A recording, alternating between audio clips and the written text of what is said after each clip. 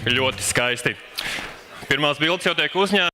First pictures are already being taken, and my first word to you is good morning. Good morning, can I hear it from you? I haven't started yet, but I received some applauses. Dear friends, I believe that you feel well. Have you had coffee? Those who have had at least one sandwich, good, 2 sandwiches. One pastry. So that means that you have some first calories to burn. Are you ready to start?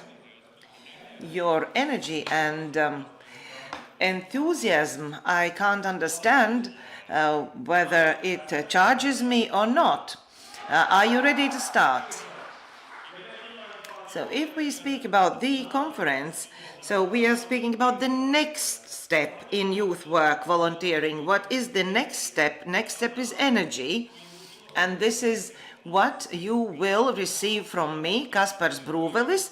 I am volunteering and doing many things, and if you see me or someone else in these shirts, you can ask them. If we will not know the answers, we will find the person who could. So let us start. Let us start with the opening remarks, and the first remark will be from the Minister of Education and Science in Latvia, represented by Edgars Pukinskis, Deputy Secretary of the Minister Dace Melbārde. Good morning, dear colleagues, representatives of this industry of youth work.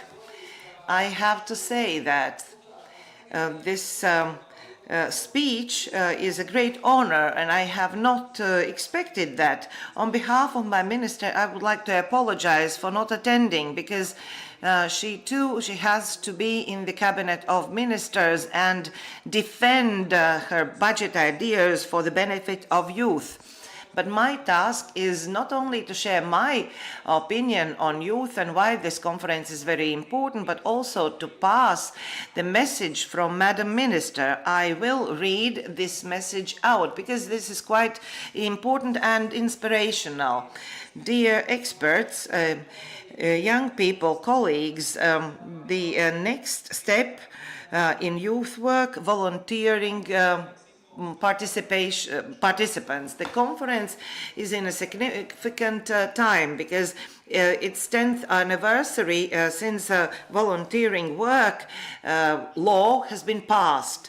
That changed things. Now we can look at what we've achieved during these 10 years in order to evaluate ourselves and what to do next in order to reach wider coverage from young people. Speaking about youth policy, it's very important what the Ministry of Welfare is doing, working to make the system better and thinking how to involve more and more young people in the work. When looking back at what we've achieved and looking forward what we should do, we have to take into account one more very important thing. 2026 is the year of volunteering work proclaimed by UN. This is a voluntary phenomenon unifying young people in order to make societies more ready for different challenges, to be more resilient and pass social justice to everyone. Volunteering work is one of the most visible parts of the work with the society, and you can choose how much you want to dedicate your time and energy for this work, but you can immediately see the results. Young people thus can enlarge their social network, practice their social skills, and be part of changing processes in the society. Volunteering work starts with a wish to participate and be useful for the benefit of the society. Volunteering work is a way how young people learn many things like cooperation, empathy, and others. These skills are creating active citizens on international and national level. Since these 10 years, there have been many organizations created where young people can get involved in this volunteering work. Also internationally, such organizations as Cēsis, Children and Youth Center, you can applaud them. So you have to be more active.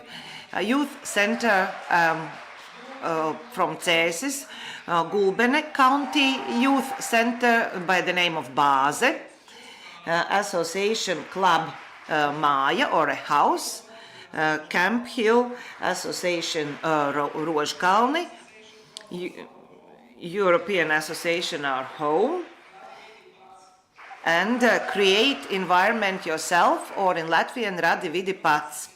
But those are not the only ones. At least 24 municipalities have created societies of recognition motivating young people. For example, there are certificates of hours worked for volunteering, doing some work, etc. But there are challenges. We have to think of possibilities to ensure that any young person can join volunteering work, irrespective of their position of the society and family status. We have to create systemic support by investing in IT systems and support measures. There is a great potential in our municipalities.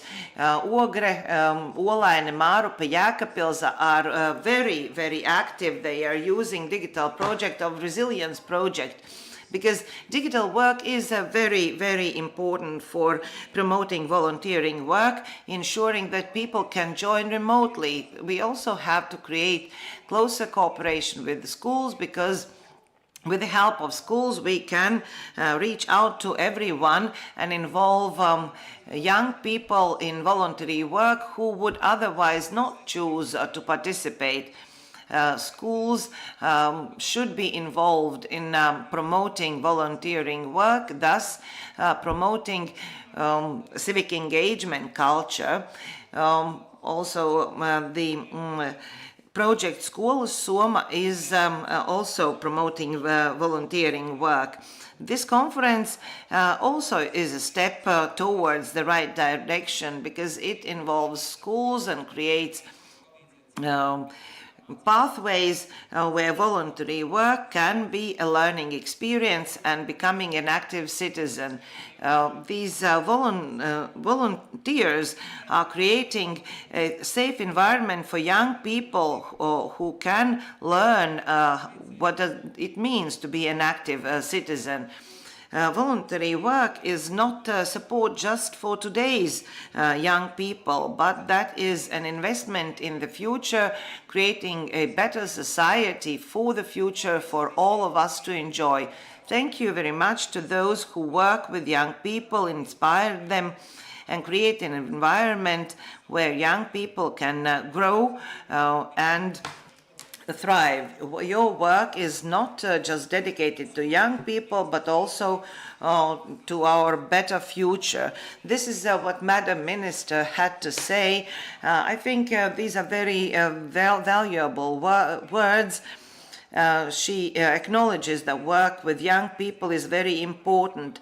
The industry is as powerful as active are its members. I believe that you are very active, so may you have many good dialogues, discussions, contacts, involvement today, and at the end of the day you will be much more knowledgeable in order to work with volunteers. And these were best wishes of Madam Minister. Thank you very much, Mr. Pukinskis. I liked these initial opening words. I believe that indeed we will learn many things, but let's continue with opening speeches. And now I would like to invite here the Minister of the welfare. Reinis Uzulnieks, please, the floor is yours.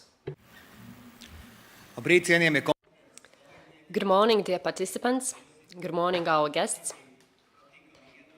I was also very pleased to come into such a powerful room where I can sense the willingness to participate and activate and be active. And volunteering work, it's indeed being brave to assume initiatives, to do initiatives, to develop one's skills, to be more active. And there is no limits to voluntary work. We can start from children who have just learned how to walk, and we can go up as seniors. Each voluntary work starts with initiative and wish to make the world a better place.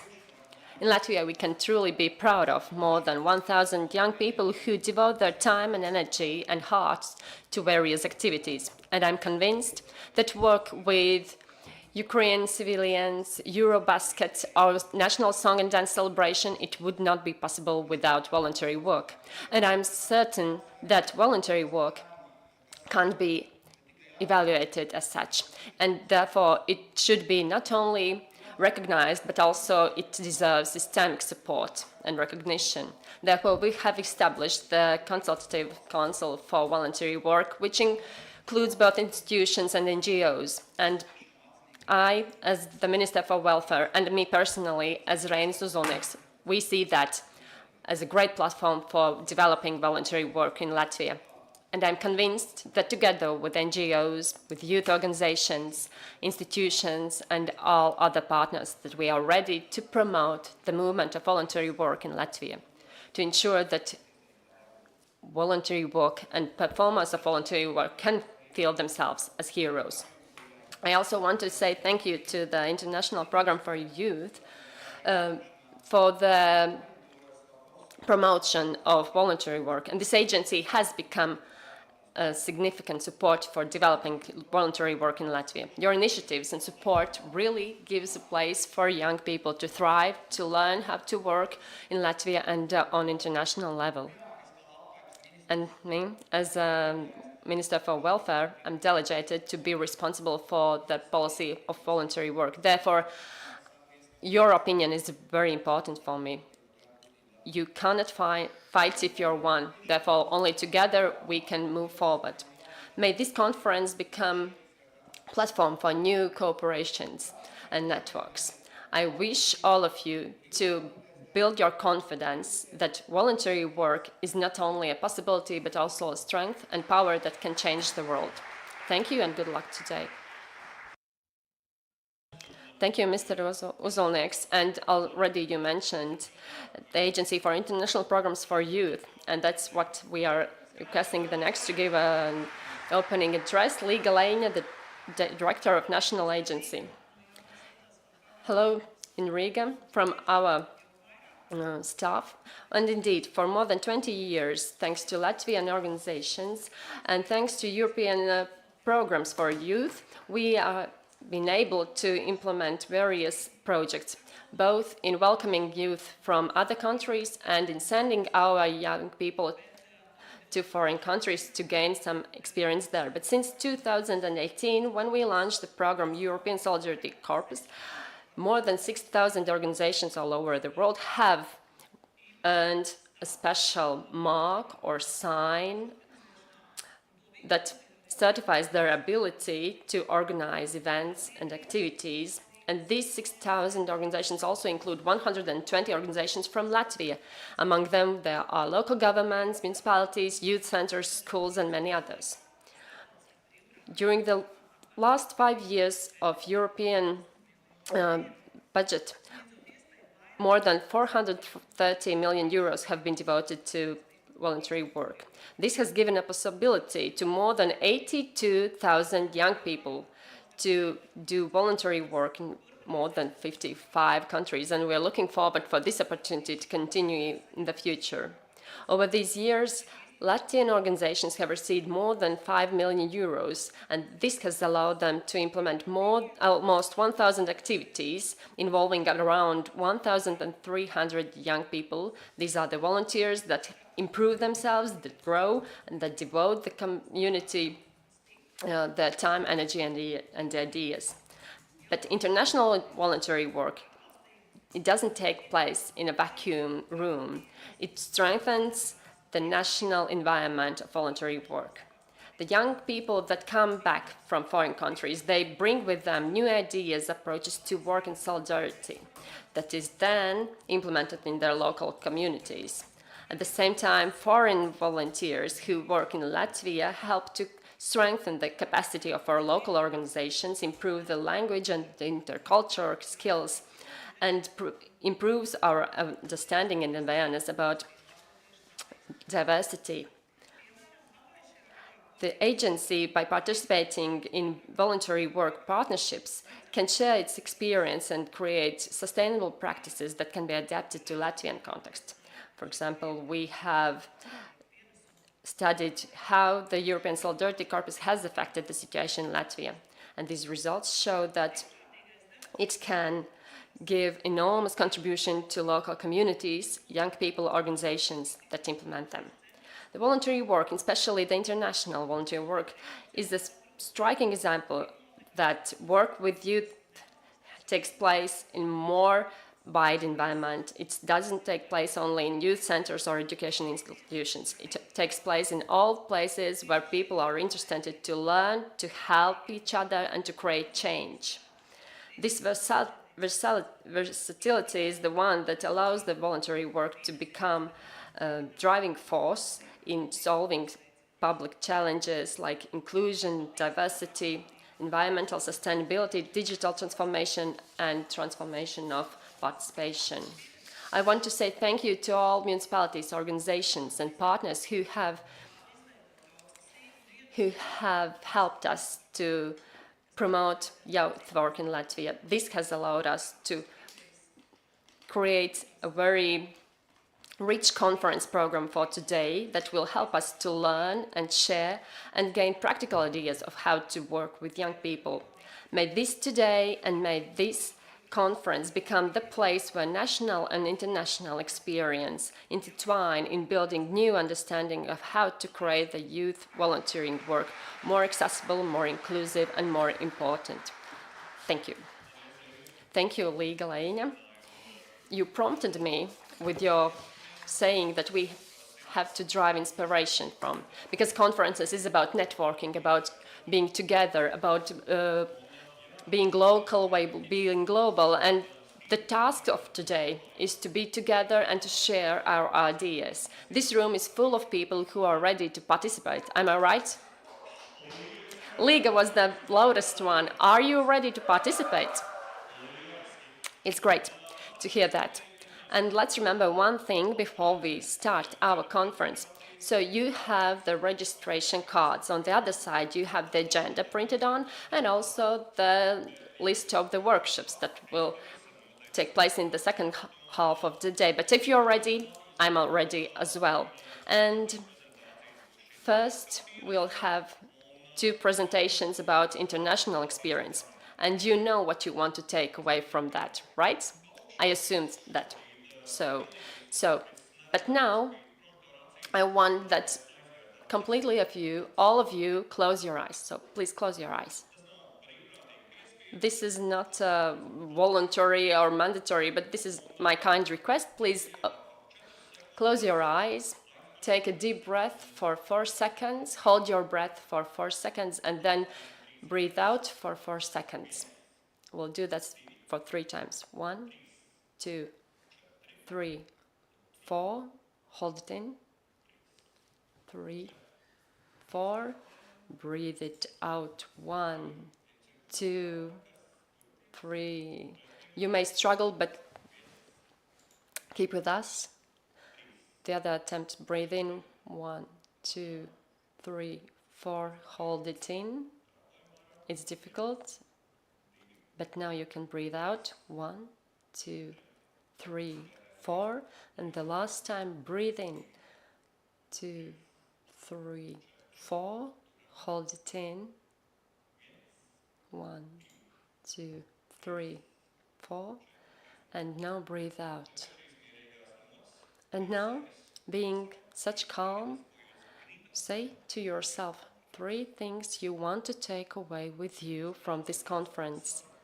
When our mind is so messy, we don't know what we want, we might be confused.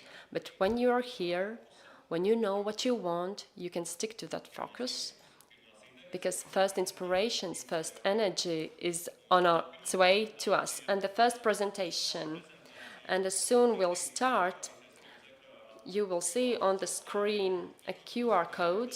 You can scan it for questions.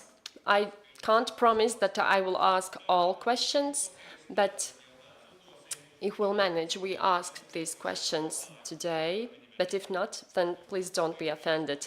But you will have the coffee breaks and the lunch break for asking questions as well. And the first speaker, Derek Cleary, Director of Localized National Youth Volunteers.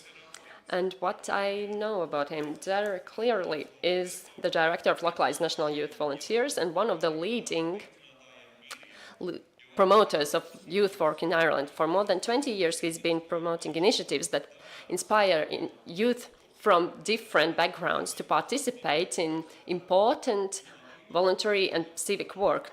Under his guideship, several national programs have been established that have allowed more than 50,000 young people to participate in them. I think this will be valuable, interesting, and so I remember those of you who have taken headsets and you need interpretation into Latvian or English, in this case into Latvian, so take your headset and choose the channel 1. So the first speaker, Derek, clearly about building pathways, volunteering and education. We're looking forward to your energy, and the stage is yours. Thank you, everyone. I think of my technology, it's up already. My name is Derek Cleary, and I'm from Dublin in Ireland. And it's my very first time in Riga, so I was very impressed last night. Loved the city so far. A little bit colder than and colder than Dublin. That's saying something. And thank you for the rain, obviously, to make me feel at home as well. Just as a matter of interest, obviously I will try my best. I wish the best of luck whoever is translating me, because sometimes in Ireland we can start to talk very quickly and get carried away, so I'll try to be slower and take my time. But as a matter of interest, has anybody here been to Dublin or to Ireland? You might just, wow, I feel totally at home. That's great. Next time you're over there, just give me a shout. Today, I think I was going to have a handheld microphone, but I think I'm okay here. Saved me from roaming around. I might fall off the end of the stage. Today, delighted to be invited here, basically to talk about youth volunteering. The particular volunteering groups that I'm involved in is age 11 to 18, but we also connect with 18 to 25. And I think today, even though we work in community settings, I'm particularly looking at our schools program, which is from the classroom to the community. So I'll press the magic button. I've chosen the phrase seizing the moment, because I think it's a very interesting time all over Europe, all over the world. I think there's things going on, good things and different energies. And I think youth volunteering can be an incredible tool, an incredible power to deal with some of the problems and some of the issues. So, again, as we see, saying the time is now. It was great to have your representatives here. I think they are gone already. It was great to have your representatives here for a moment from the departments, because it's important as well to speak to the departments and they understand this. We are a small NGO in Dublin terms. So I understand having to deal with the departments, having to try to get funding and resources and all the things that are happening. But I think they're looking in particular at this whole youth volunteering area, and how young people, no matter what their situation, no matter where they're from, their circumstance or their background, when challenged, they can make a huge difference.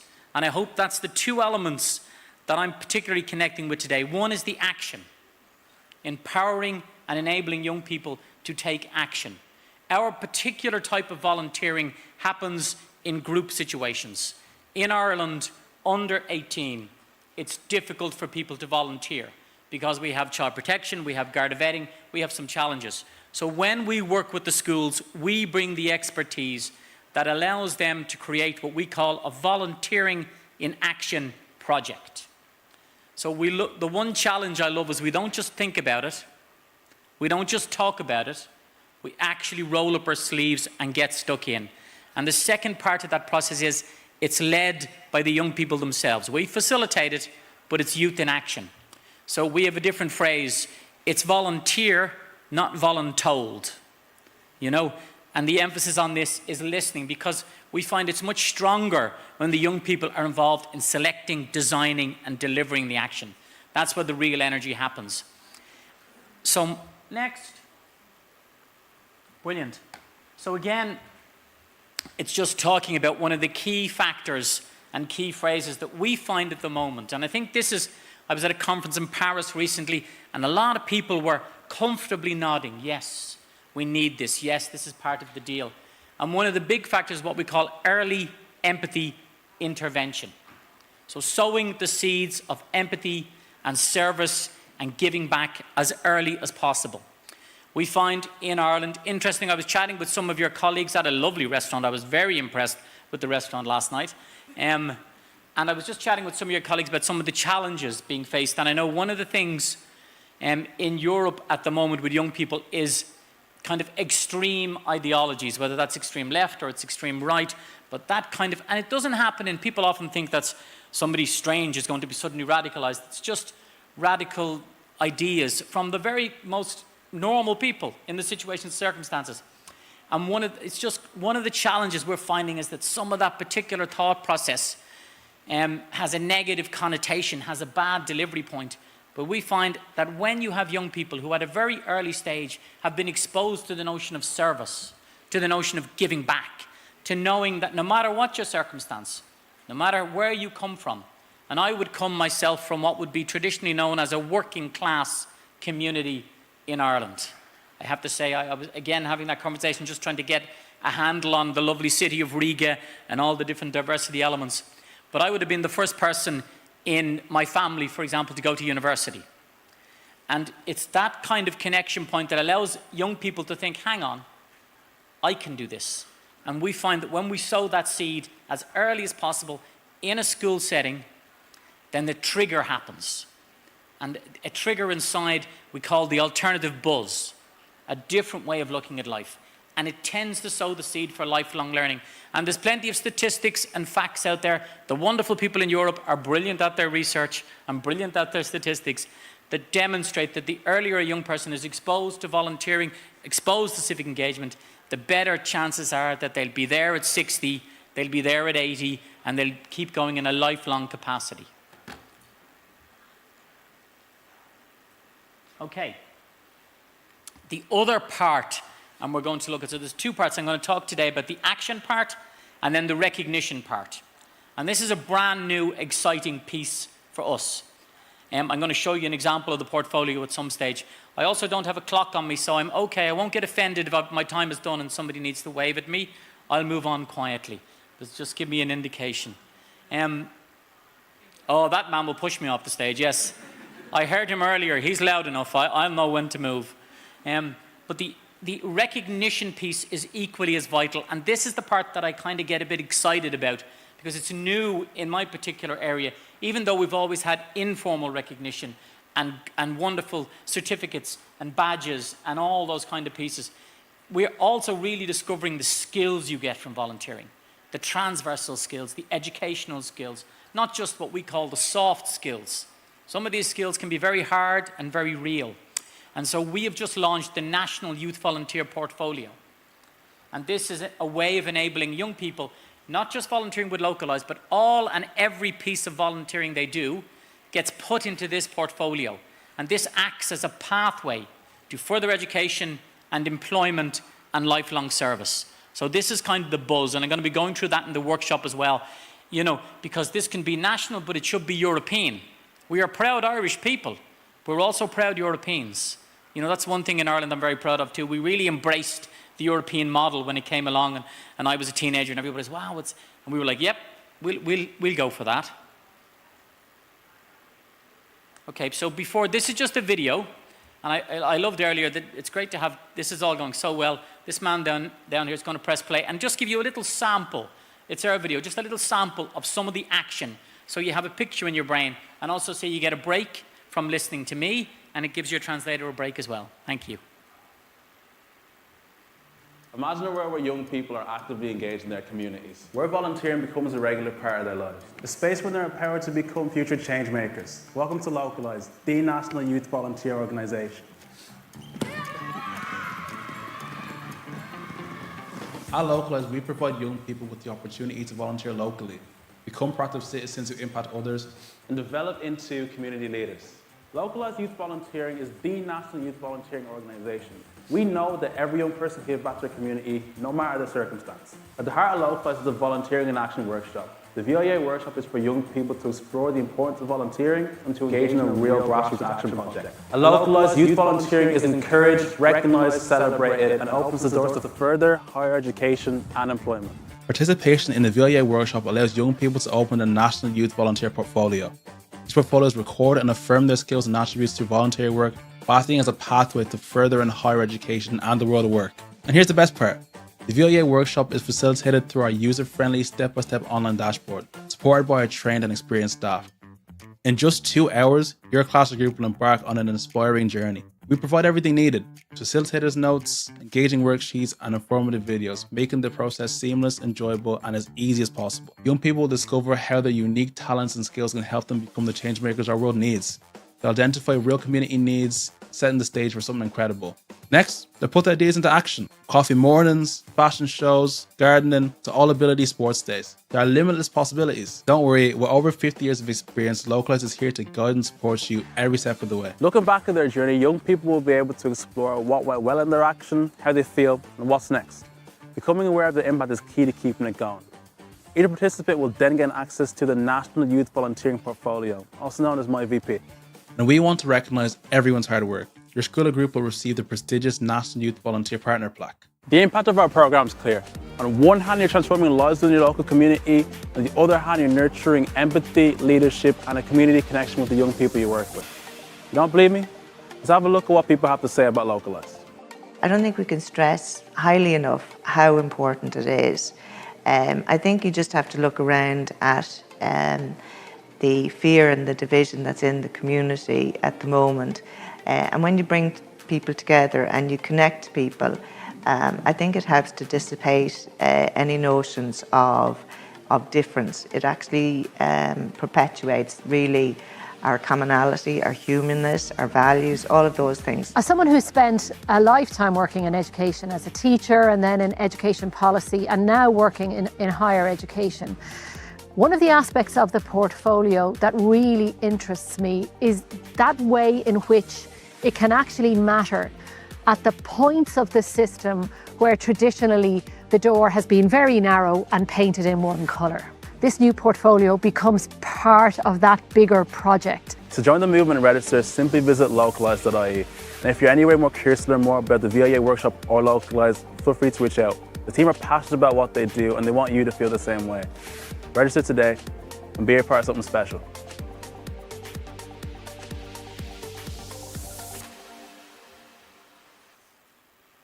Thanks, guys. So that's just a little flavour. Normally we hand out popcorn with videos, but that'll happen later on. So that just gives you a little insight again to some of the action situations.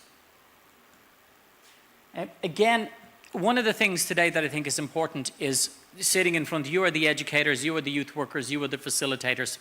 I think we now have a chance to grasp a particular baton to ensure that young people are completely connected to the process of giving back and that they have the skills of volunteering and can take them to the next level. In our case, the next level has been the National Youth Volunteer Portfolio. And I'm very proud to say that only within the last 2 months, the first 2 young people with these portfolios, and it goes along with, so you've got your portfolio and there's another educational piece. I'll be going through that in more detail in the workshop, but they've actually had places held for them at 3rd level education. So they've moved on to study along with some of their own basic requirements, but particular places acknowledging their volunteering work. Three people, sorry. 1 in nursing, 1 in childcare, and 1 in 2nd level education. And these people are 18, 19, and 17. And that's all come because they began volunteering at 14 And we were able to use the portfolio, which just, as I say, is a new tool, that they would forge a new pathway. And one of these people will be the first nurse from their community. So again, you're breaking ceilings, you're sending out messages that giving back in life can be the way forward. And that's something, as I say, I hope to, I'm excited about the workshop part as well, because I'll learn as much about you. I want to know what's the volunteering landscape in Latvia, what's it like in Riga, what's going on.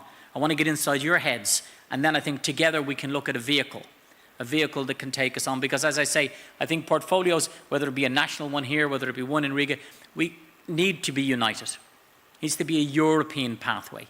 And I know that already from some of the conferences I'm being at, people are thinking about that, people are talking about that. And that's connectivity, as I say, in not just when you get to 18 and then you can do it yourself, but in teams. Because we know the power and energy of force when young people come together to make a difference. There's just no stopping them. So again, these are demonstrations based on the portfolio, just different learning points. Wow, that's the pathway. Because that's really, as we say, can start with 11 and travel with you all the way up throughout your life and pop into the different elements of qualifications. And also, it's okay if the portfolio is just a collection of your life journey. It doesn't need to be a pathway to further education. One of the very interesting things that's happening right now, in fact, I'm going back to a meeting on Friday with the Department of Education. And they're looking at the portfolio as a pathway as well to public service jobs. So it'll also be recognised to allow young people to access the public service sector. Again, looking at maybe certain areas and certain communities that don't normally engage in public service jobs, but widening the doors, widening the opportunities, real brass tack equity. Now this is just, I'm going to show just a moment of this so you get a look at what a portfolio might look like. It's raw and rough because it's level 1. When it gets to level 2, it's going to be fantastic, but we got to take a journey. So I don't know if I press play or if that magic man presses play.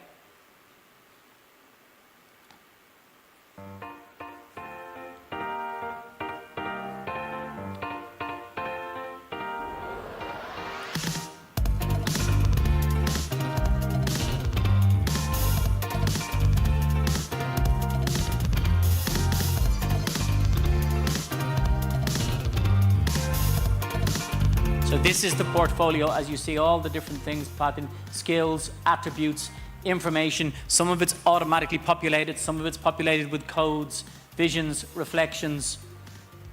It goes all the way down, images, videos, all the different things. Yeah, you can go through. Yep, right to the top, that'd be great, and we can hold on it. This is brilliant, thank you. And so the idea basically is part of that. It's opened by the young person, but sometimes it gets populated by codes. The young person has an input as well. It's involved in reflection. The other element I guess we learned that's very important is it's not about counting the volunteering hours. Even though that's important, I think it's very important that it's more about the reflection, the experience, and the learning. Because you can have a really good person who has a lot of abilities to volunteer, and they could have 1,000 hours. And you could have somebody who has 50 hours, but what it took for them to deliver those 50 hours in whatever their challenges was, that can be as meaningful or as impactful. So the reflection is key. What did you learn? Where did you get the experience? Unpacking the action, unpacking the service piece is as vital as counting. It's not a numbers game. Young people aren't just numbers and digits and statistics. Like us all, we're real life experiences. So for us, it's that reflective piece that's vital. Okay, and I'm coming close to landing the plane, my friend. In case I get a nod, there you go. Oh, I've actually got a bit of time, which is great. I'm going to be early, which is no harm. Shorter, better, quicker to lunch, everybody's happy. One of the things as well that I guess this kind of, as I say, in the workshop, we're just going to unpack the action projects and then the volunteering piece. For us, one of the key elements to volunteering that we look at, especially at the early part, is the service piece, service learning. And I guess the reason we find that is vital is that it's got to have that element where it's providing service to another. It's about, as a young person, which can be difficult. We can all remember at 13, 14, it's difficult to think of somebody who's not you or your friends or whatever you're excited of. It's thinking of another, placing yourself for a moment in the path, in the idea, in the space and place of someone in need. So we try to make the action as real as possible. And hospitals has been one of the big spaces that we've been able to do that. So often our action projects will take young people, and they've planned it, and they might go and visit wards, units, quite often even stuff for the staff who've been working long, hard shifts. I call it the dirt under the fingernails factor, that they actually get a real deal experience for it. And if you've done 2 or 3 of those trigger actions in your school kind of capacity, but it's always from the classroom to the community. So even the joyful educators, when I first started delivering this program in the schools, about 10 or maybe 15 years ago, they were looking at me as if to say, what? You want the students to talk to each other in the class? They're going to sit in groups? Oh no, crazy, chaos, calm. But now they have embraced those informal education styles and techniques, which is brilliant. The educators are delivering on those levels. So it's very important that the student centerpiece is at it. That they're not, as I say, empty vessels. It's educing from them all the energy and all the connection point. And then the final part is the tool of recognition. So at the end, we do have a graduation. So always important to affirmation and recognition and the youth voice.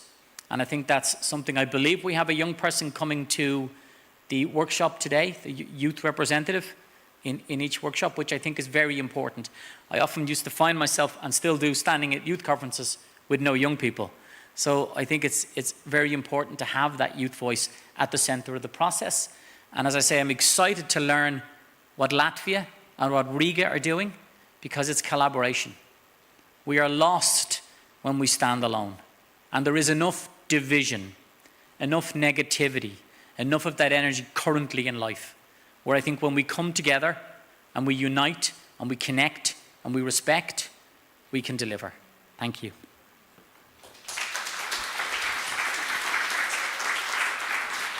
Derek, come back. Oh.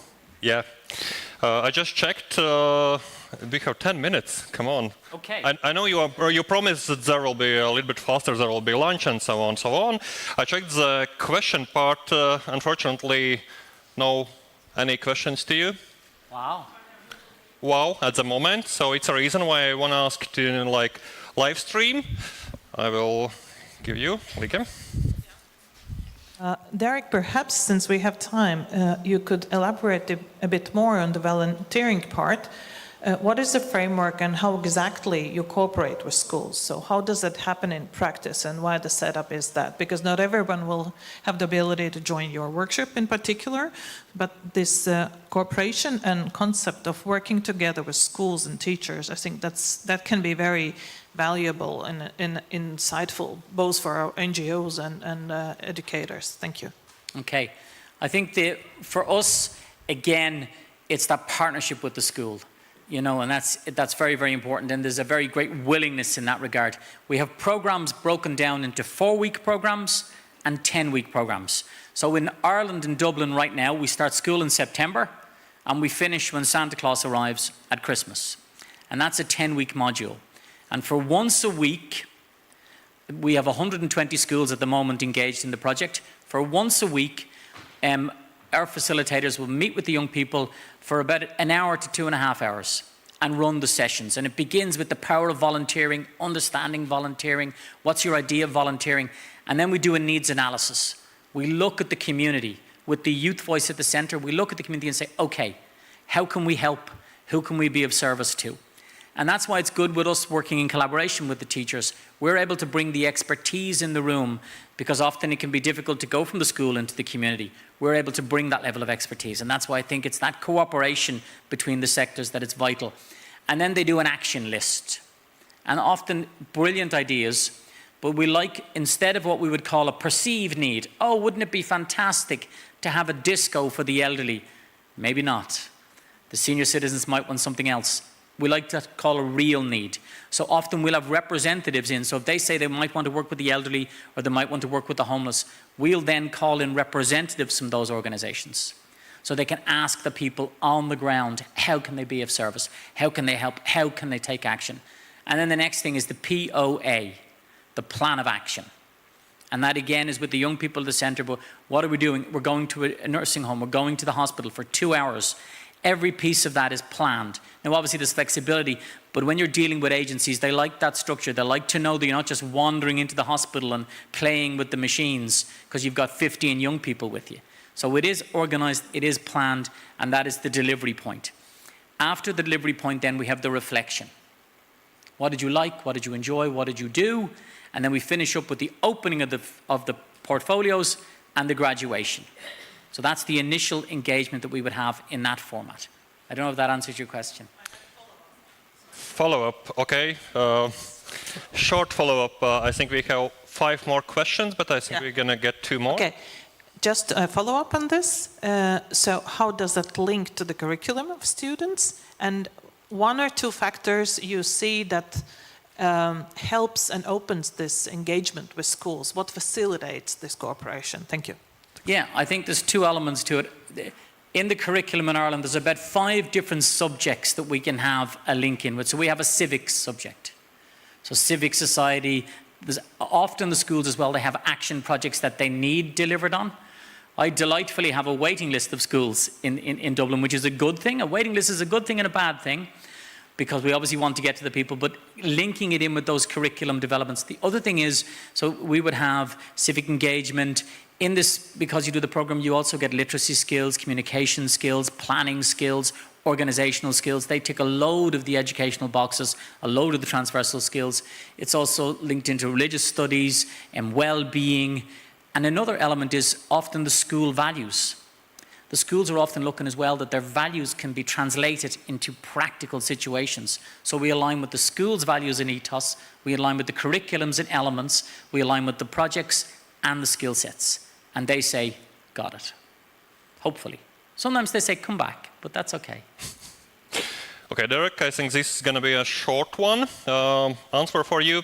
Is there any loyalty support system reward for the best ones? For the best ones, if there are some loyalty support or system or some kind of reward for the best active volunteers? Okay.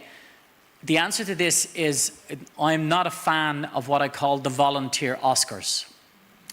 And the winner is, you're the best volunteer. Our system is not really a fan of that. It's about the recognition of whatever your volunteer experience was. But obviously in the portfolio, there is that element where you can enrich with all and anything that you volunteered. So you can use all your skill sets and make it all that. But even we have another organisation, they often ask us, can you nominate? I think it's very difficult. If, there's parents here, pick your best child. Go on, tell us your favourite child. And then see how that works out in years to come. I think it's about affirmation regardless of. The fact you stood up and did something, that's to be rewarded and recognised. Okay, and I see in the question part that we have like 3 fingers for this question and we have 4 minutes. How exactly, of course we saw a great presentation and videos, but how exactly does portfolio work? Is it self-reflection in input from others on what person has learned? Okay, it's a combination. So because we're working with, you might be 12, 13 opening the portfolio. As part of our reflection session, they can utilise all of that's facilitated. So there is facilitated reflection. But then as you go on, you work with your career guidance teacher. So the career guidance teachers in schools, I assume you have something similar in Latvia. You're usually ahead of the game. You probably have something superior in Latvia. But the career guidance tools we find are very important then at a later stage when you're prepping this volunteer portfolio for action. So when you're coming to the end of your school life, maybe 16, 17, 18, you then are reflecting with your career guidance person to sharpen up the information, to make sure that it's the strongest to tell the narrative for the potential pathway to university, to college, to vocational studies. Okay, and one more question from here. Could you please elaborate on youth voluntary involvement in public service? Any good examples? Okay.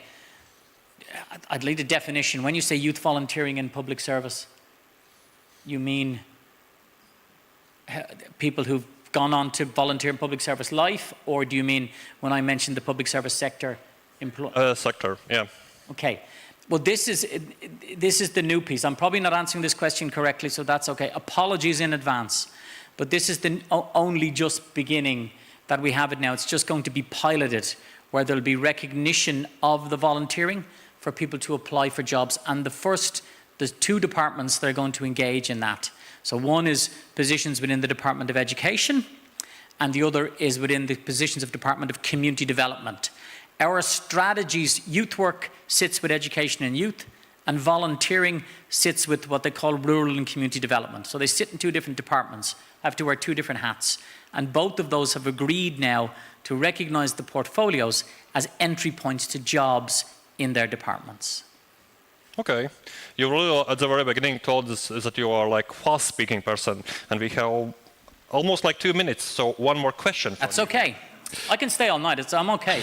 I'm keen for these people to get a break. Yes, they are active, they are asking questions. And one more question. We have, like you saw, we have the autumn, it's rainy outside. It's like, for you, how do you motivate teenagers? In Latvia, most of teens feel very busy and tired with the school and extracurricular activities. So how you motivate them? Yeah, that's a great question, because to me that's what it's about. Even though I've gone on to be so-called director and all that, I'm a youth worker at heart, and my particular thing was education and youth, which was I'm an unusual hybrid, but I'm a youth worker at heart. And so it's very important that they get the buzz, they get the motivation at as early as possible. Now, 2 factors. One is a natural motivation when you're involved in team volunteering. When I'm telling you to go off and say, go on your own, I'll help you to find the space, you have some very individually minded young people who do it. But if they know there's 10 of them coming together, they're together, let's be honest, they're there for each other first, you know, who's nice, what are they into, what's going on, their youth. But so the team dynamic is very, very important. And the second part is action. I think young people are really driven and triggered by action. So there's not a lot of heavy research, even though that's important to it. They're going to be out of the classroom into the community. Now, I don't know about young people in Latvia, maybe they love being in the classroom, but when anybody came into my school and told me, Derek, you were going from the classroom going out, I was first. I had my coat on, I was gone. So I think action is very key from the classroom to the community, and the group dynamic is vital. There's lots of other tips and techniques, but you probably have so many of them. These are the experts in the room, you know. Okay, perfect. Time's up. There you go, look at that. Zero. And I think we're gonna take some action in like your workshop, right? Yes. So I'm happy for you who gonna take the part in this workshop, and of course use the time at the lunch, on the coffee break, just use the time and ask questions to Derek. Derek, thanks so much. Thanks, man. Thank you. I know you can do it better, guys.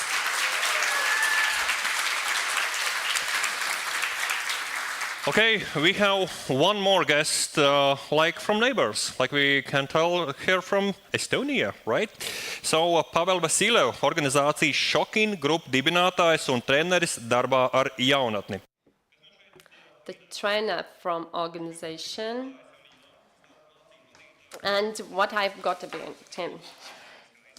Although his academic education is from marketing and gender management, his professional competence is related to youth work and education. The topics and questions he will try to answer: is there a way to brand for youth engagement in volunteering? Too shy. Thank you. 1, 2, 1, 2. Yeah, you can hear me. Very nice. Good morning and labrit to everyone. It is a pleasure to be here for us Estonians to go down south. Even if it's down south to Latvia, is always a win in autumn. So the weather's better here, and it is very nice, the vibe in the morning. Yeah, having people catching up, having people talking, and you see that, yeah, you're coming from all over Latvia, and one of the things is the smiles, the quick chats, the sharing of experiences, maybe sometimes little gossips, little challenges, but it is about sharing. And I think that is one of the aspects of this talk today, is about building a community that clicks, a community that unites young people to volunteer, and not volunteer maybe once, but be part in the long run. And I would like to share some of the experiences from our organization and from my work with young people. So a few things with me. I'm also a youth worker at heart and a youth worker by day. And in general, during the week, I take 4 different hats. I could be in the youth worker hat, in the teacher hat, doing a bit of career studies in the school and teaching entrepreneurship. Youth project management is always there on the side, because you cannot run an organization without constantly having to write either an application or a report.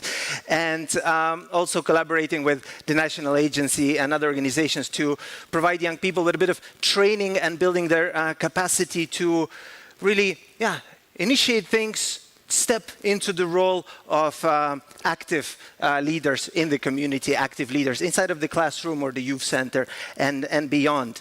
And all my life, work was connected with young people. But when I was 17, I also thought I need to have a real job. So that led me to marketing and brand management. So my academic background was always in marketing, entrepreneurship, and looking at brands.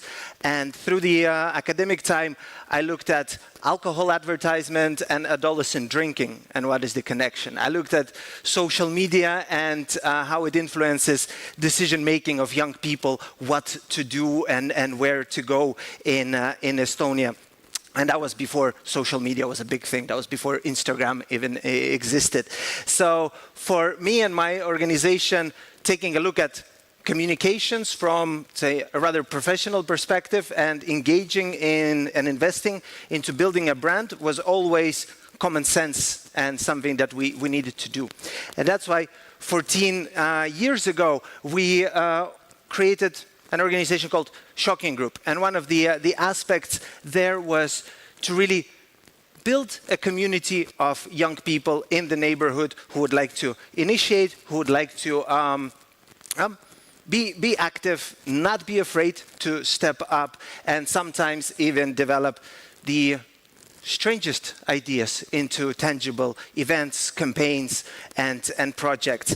And it was in 2011, and many people were straight away saying, Shocking Group, that's an odd name for a youth organization or an NGO. It has to be a big abbreviation to make sense to funders. Yeah, but to make sense to young people, it needed to be something short, simple, and catchy. And that's why today I would like to unravel some parts of branding from also the academic perspective into branding for practice for youth organizations that often lack a bit of resource for communication and resource for branding and design. Yeah?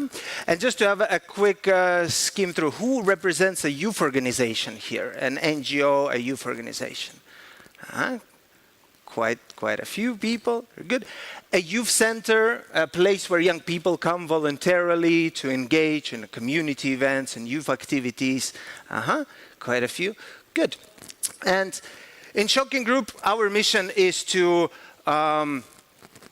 engage young people and give them ability to become leaders and to live a proactive life, socially, civically, and also engage in activities for personal growth. So many of the activities we do are volunteer-driven. It's connected to street art and art projects, to street dance and street dance events, and to innovation in the youth work sector.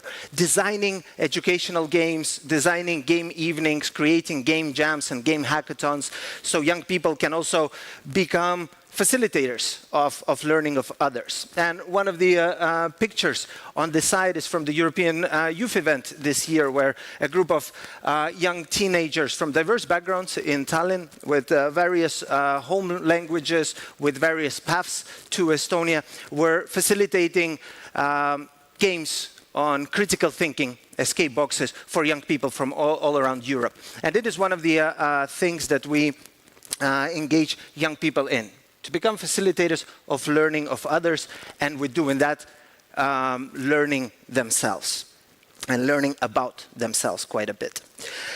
But let's dive a little into branding and a little bit into theory. I invite you to remember first time or last time that you joined something new. Maybe an event, a festival, a club, a community. And think what really made it click? What was the reason? Some of us people that you saw or you knew that will join. Maybe it was some visuals that struck and caught your attention because you were scrolling and seeing what is there.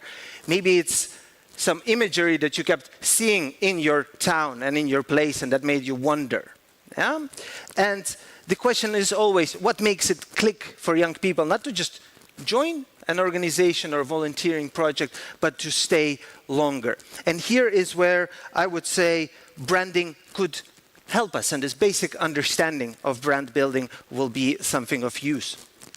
Historically, it is nothing more than distinguish between something that belongs to one person or the other. Yeah? Cattle was branded by farmers.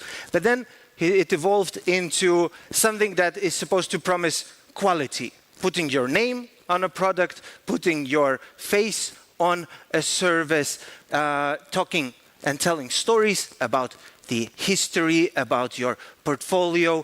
And that started engaging not only people to be like, okay, I know who it is, but the person puts their name. They give us a promise of quality.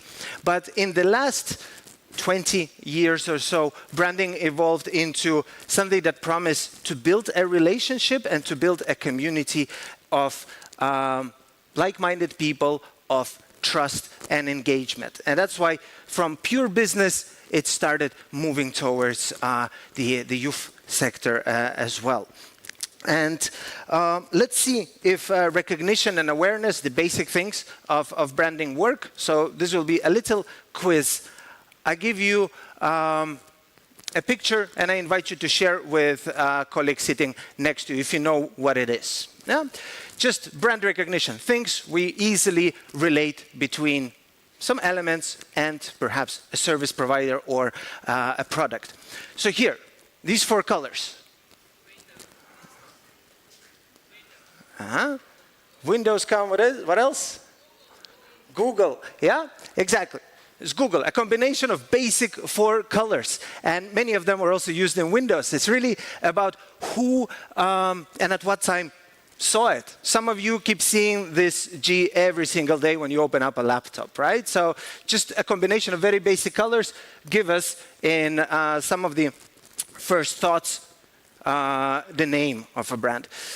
What is this? This is just a white line on a red background. Coca-Cola, right? Our brain we're seeing the frequency when we see something really influences if we recognize it and if we connect it. Yeah?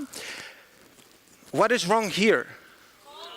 The colors are wrong. That's an old logo of IKEA, yeah? Because now IKEA has a different logo that connects not only something that means for people in the country of IKEA, but in general, the colors connect the logo with Sweden. And Sweden, for many of us, represents what? Well-being, yeah, a sense of quality, a sense of good living standards.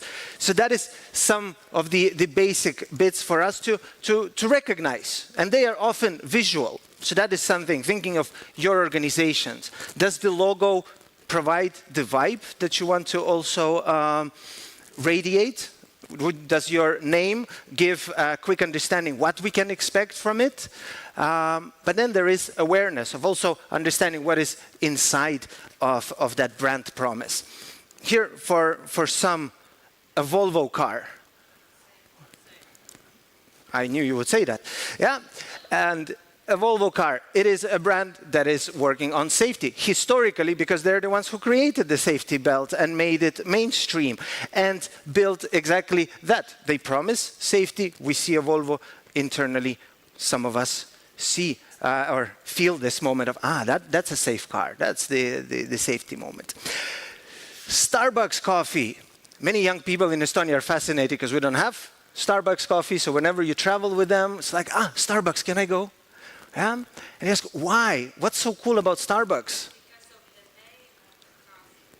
Because of the friendly staff that writes your name on the coffee, and sometimes, rumor has it, they misspell the name on purpose for you to take a picture of it and say, look, my name is misspelled. And that is something exciting for young people because, hey, I'm getting something personalized. I'm getting this attention from people I don't know, and it just brightens up a day. A few months ago, I was at a youth exchange with a group of teenagers. We were walking down Porto. They saw Starbucks. They all ran there. They all had their cups with names. They all took pictures of their names, and they were very excited about it. Yeah, and for most of them, it was the first time. But we know about it because the word travels. And the word travels a lot about services and products, but we would love the word to travel a lot about volunteering, engagement, and proactive let's say activities that we offer or our colleagues offer. So if we see that brand awareness, brand recognition works, the third is always brand loyalty. It's something that if the promise of quality is delivered, if the promise of energy is delivered, then people become loyal and become main users of the specific service or product. So that is also another question is, what is your go-to brand? Yeah, what is something that you trust?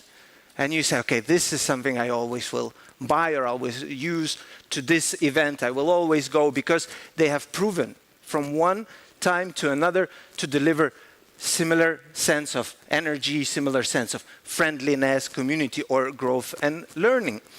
And these are the three branding aspects to take a look at.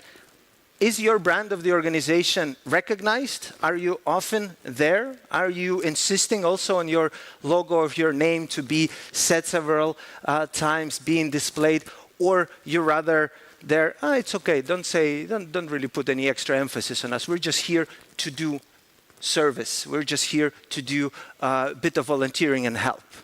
And that's what the videos of Derek were brilliantly showing, exactly that. You can feel the vibe, you can see the tangible outcomes of the work the organization does.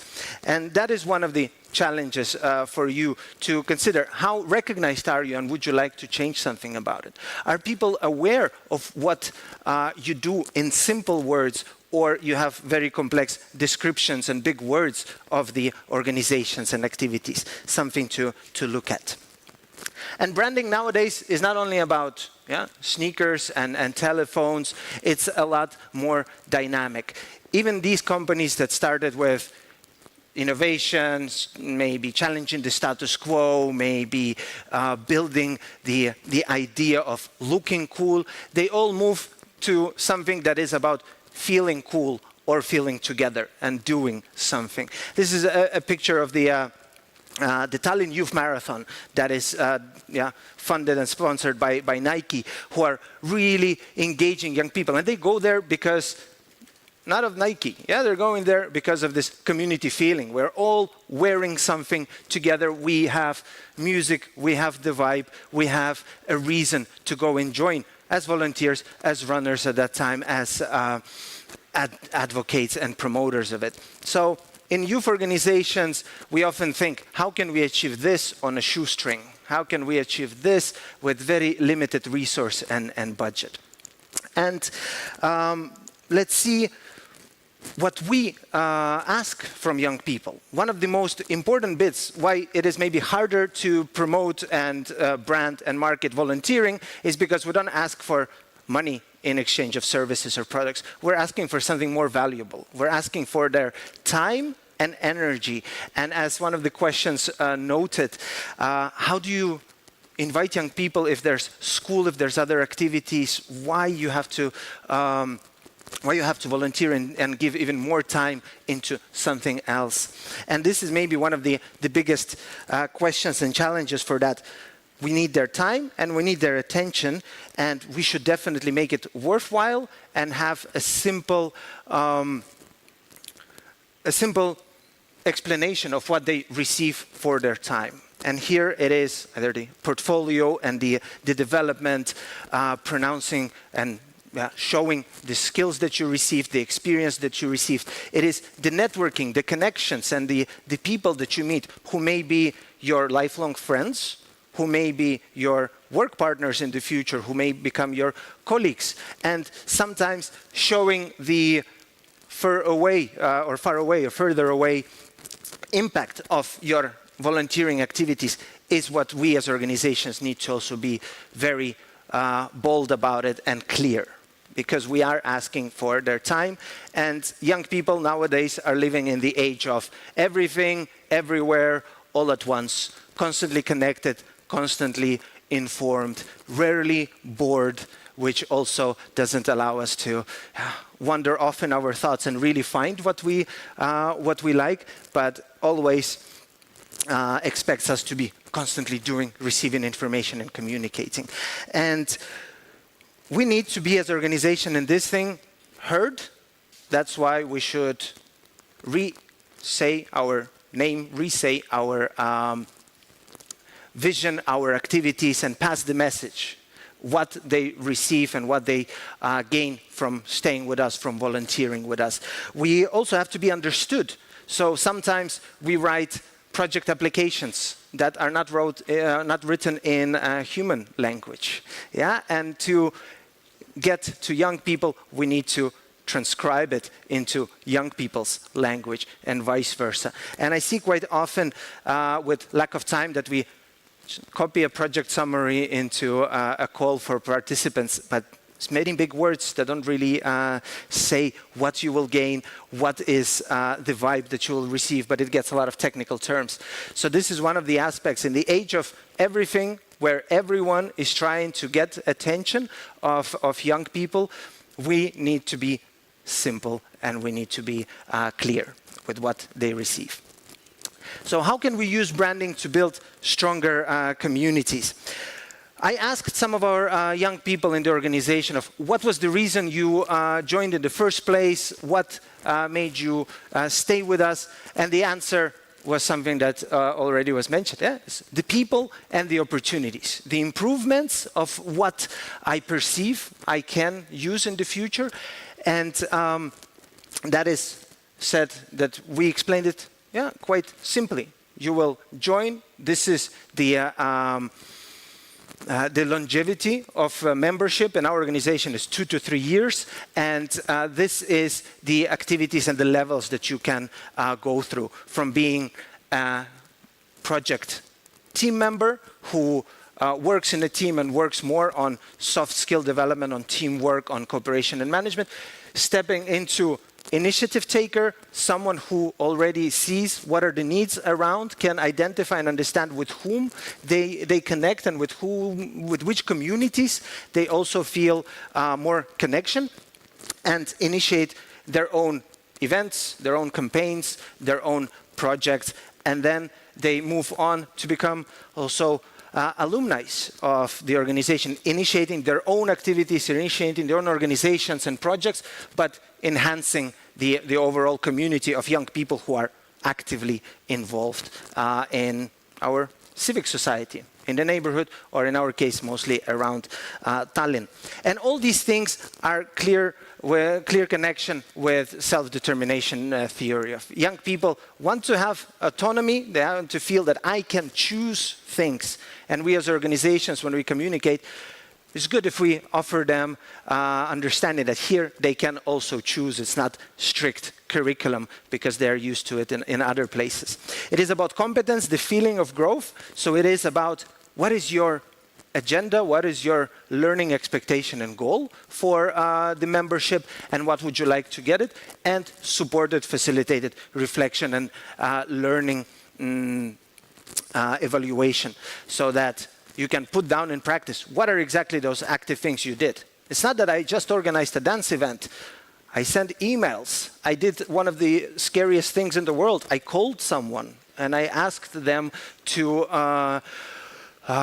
support us, to sponsor, to give us maybe a place or materials. I had to go through conflict when suddenly our plan is not going by exact detail, and I felt more scared than other people in my group. So it is about building this competence and seeing and tracking it. And then relatedness, the feeling of community and being not just there by yourself, because in many countries now we're struggling with loneliness, but it's about being with other people who are like-minded. And many of the answers I got from our members was, hey, because people are similar to me, because I hear or I see that people are open to hear each other. So when we talk about branding, it's about belonging, culture, and purpose. Yeah? How do we invite young people and how we make them belong? Is it a badge? Is it a name? Is it an invitation to join a communication channel? What is the culture? Do we do frequent check-ins? Do we have one-on-one buddy system of helping youngsters not to just drop out, but stay with us?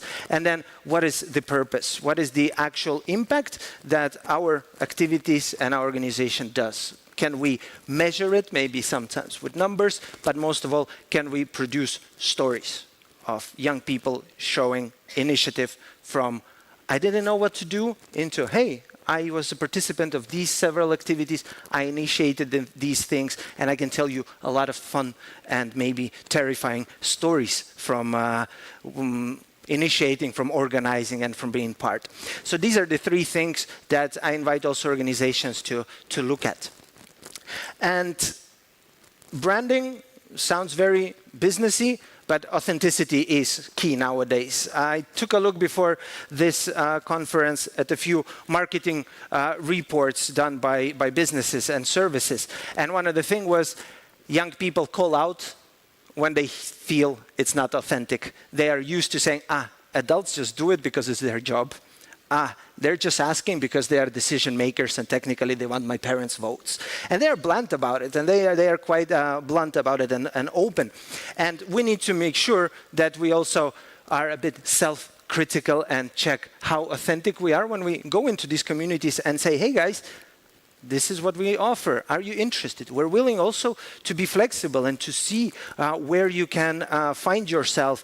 And there is no strict obligations, because that is another thing that sometimes scares young people when they see a lot of offers. They say, I'm too busy. I don't think I will have time for that. And authentic communication with them of saying, hey, I also feel busy and I'm also a bit scared that maybe not anyone will show up for this event or for this activity. So what can work?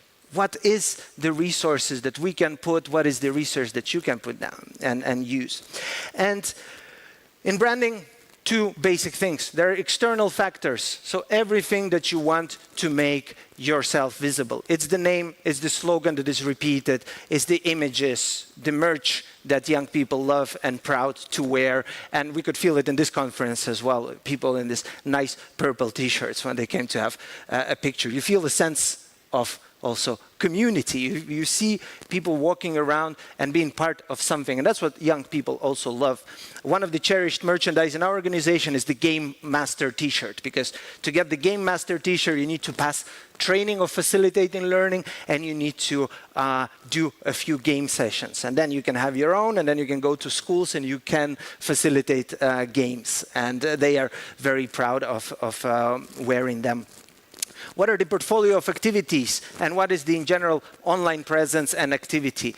Is it consistent and coherent, or is it all over the place and it's inconsistent and it's not things that are looking in a unified way? And external factors are important in branding, but there is also the internal factors like authenticity that come at the first of the ladder. Is how do you share information inside of the organization? How do you share decision making? Are young people having a voice? Is it formalized to provide feedback, and how it's done? What is the ability to influence and freedom to choose between activities, between projects? What is the general atmosphere? Are we always overworked because we need to write a report? Or we do have moments when we just sit down together and say, hey, how's how's it going? How was your project? And I'm genuinely interested, how was your activity? And these internal branding elements are the ones that will make young people stay for the long run. These ones will make them recognize your brand and be aware, there's an organization to do a lot of active stuff. Maybe I will even try. These ones are making them stay for the long run because they feel that they can do autonomous decisions, they feel they develop their competencies, and they feel that they are relating to a community and they belong to a space. To work on that, of course, you need 3 elements. You need time. Will it be every half a year that you sit down and say, okay, let's see how our organization looks and feels? It is the space. What are the platforms and what are the moments when we ask young people, when we engage young people into working on how the organization is, what activities we do, and how do we feel? And of course, it's resources that can be from staff hours or can be from paid project let's say experts who can help us with communication.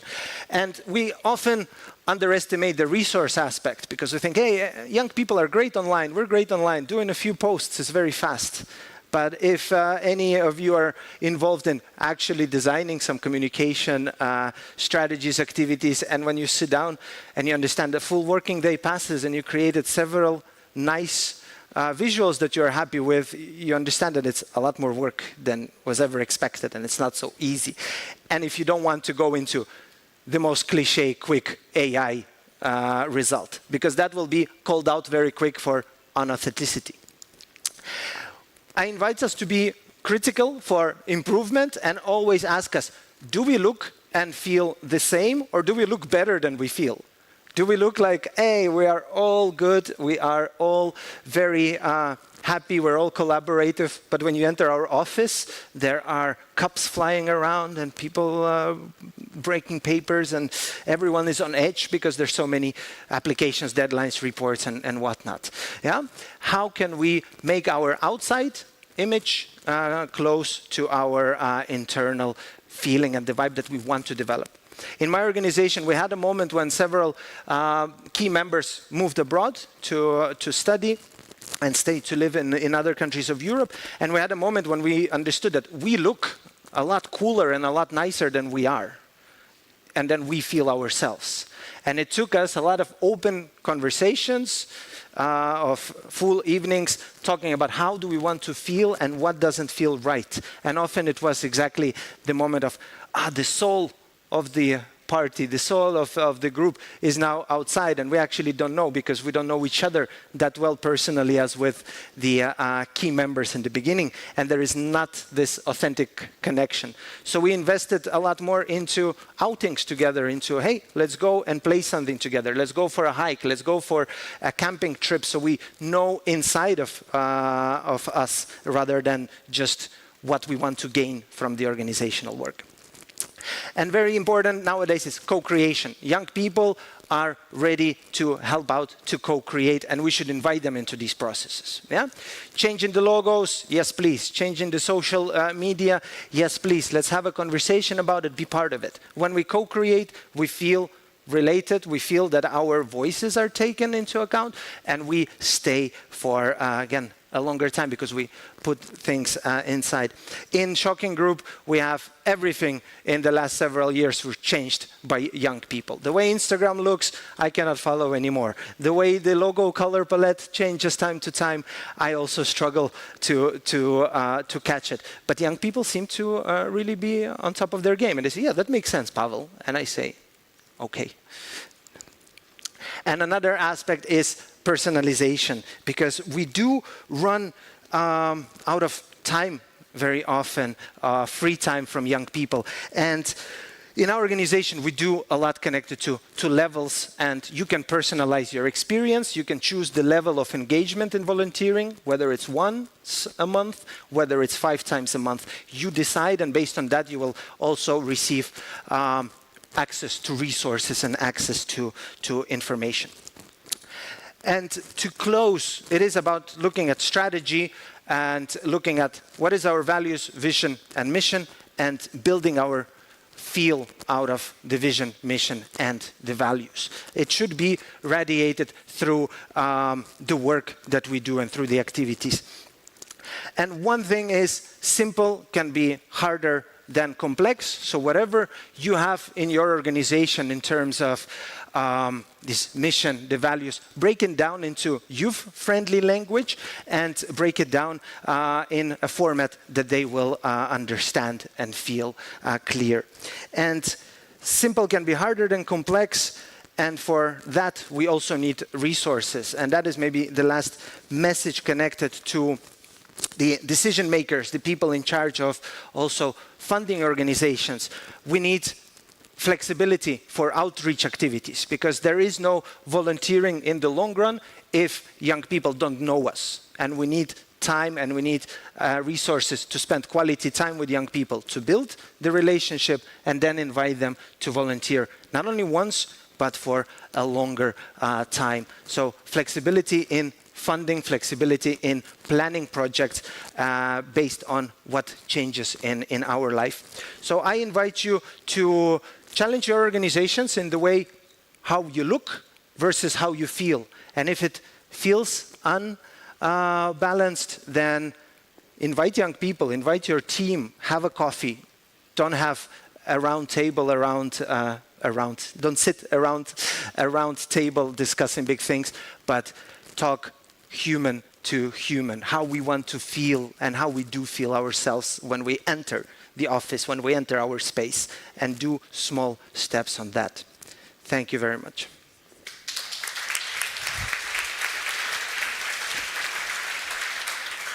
Wow, I know that there we have 0:00, but checking time, we have 3 minutes.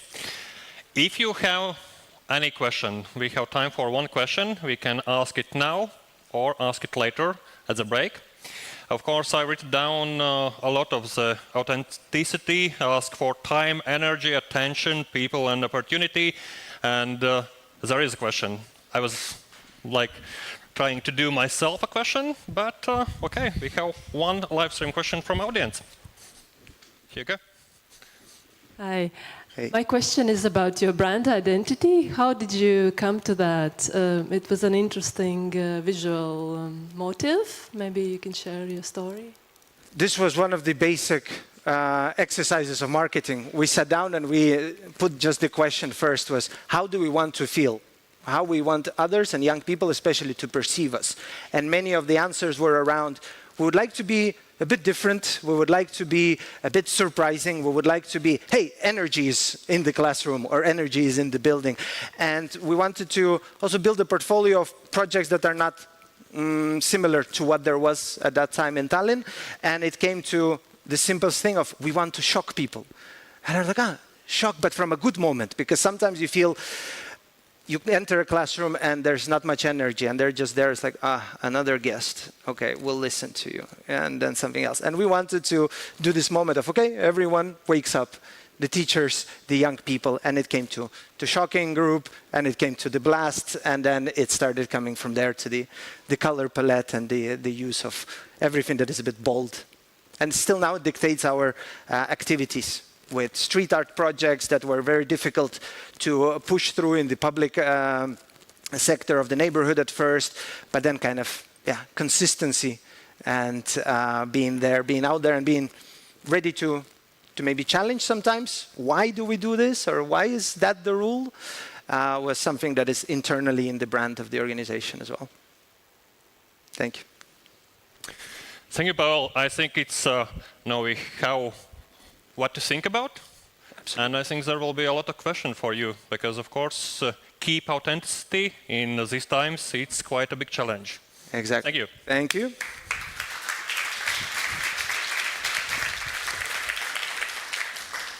Kā jūs jūtaties?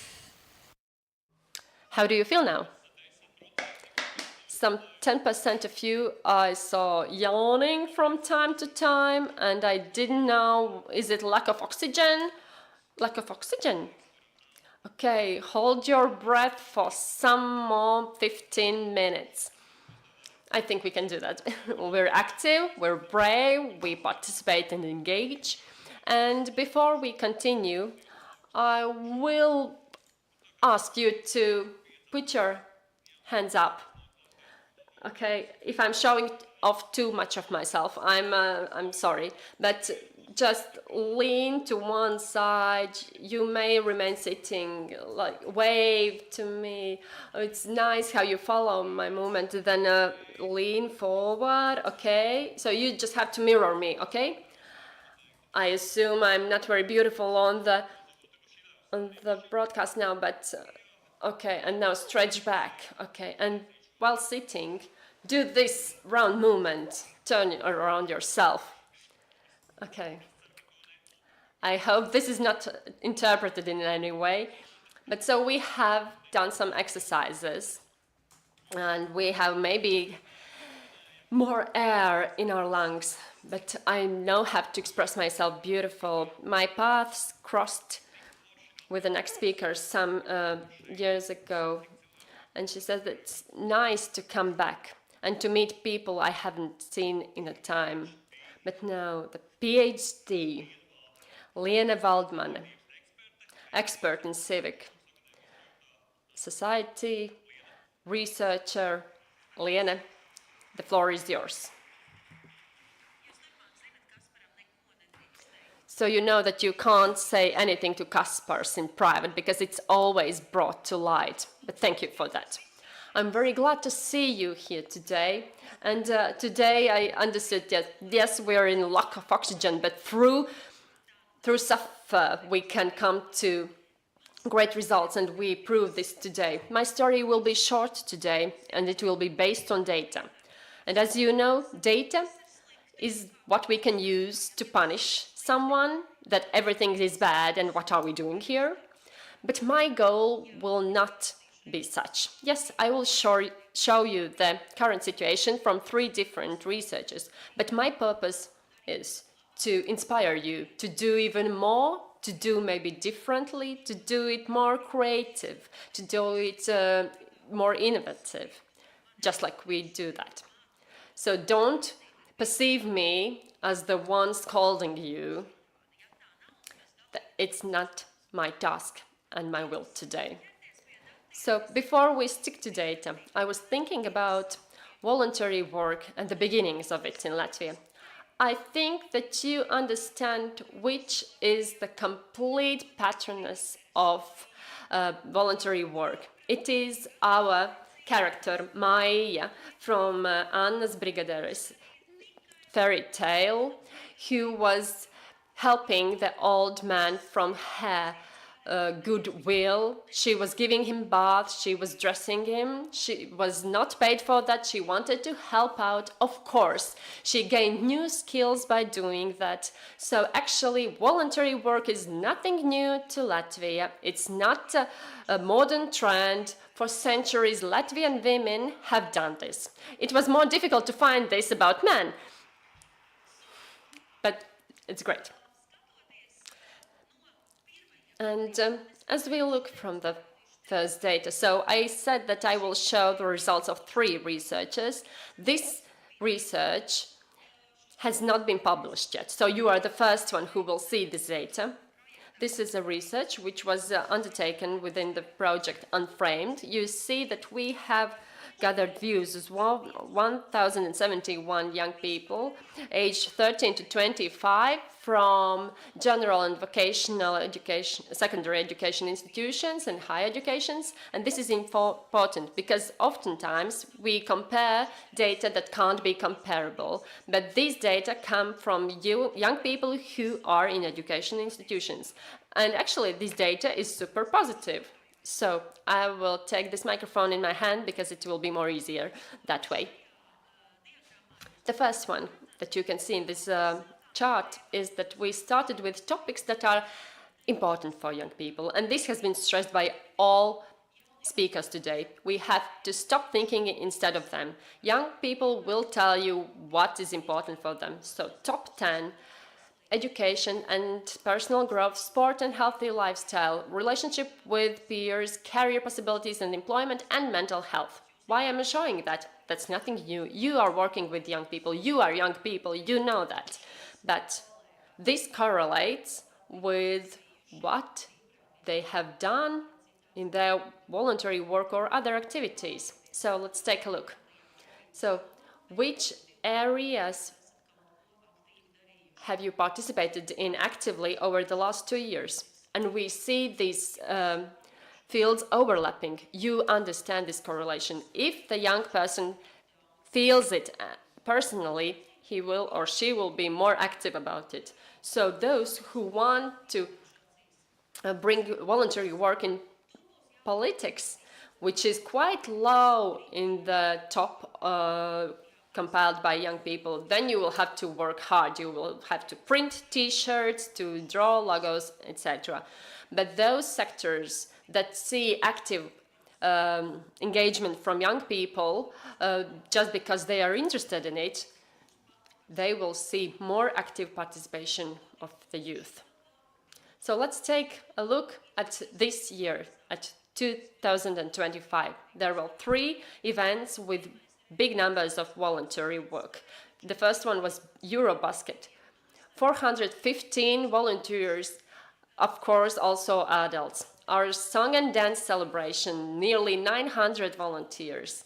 Our talking festival, Lampa, 125 volunteers. Why am I showing this? The numbers are not so important.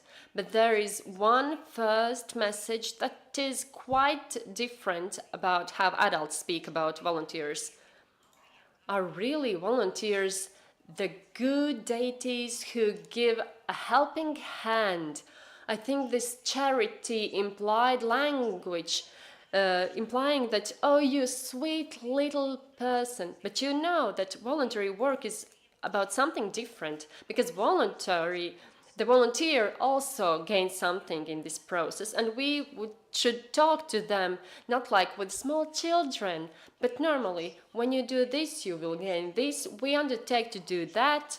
And for me, when I was looking for those quotes, I really understood this, that the volunteers are some teeny tiny people who are helping out someone.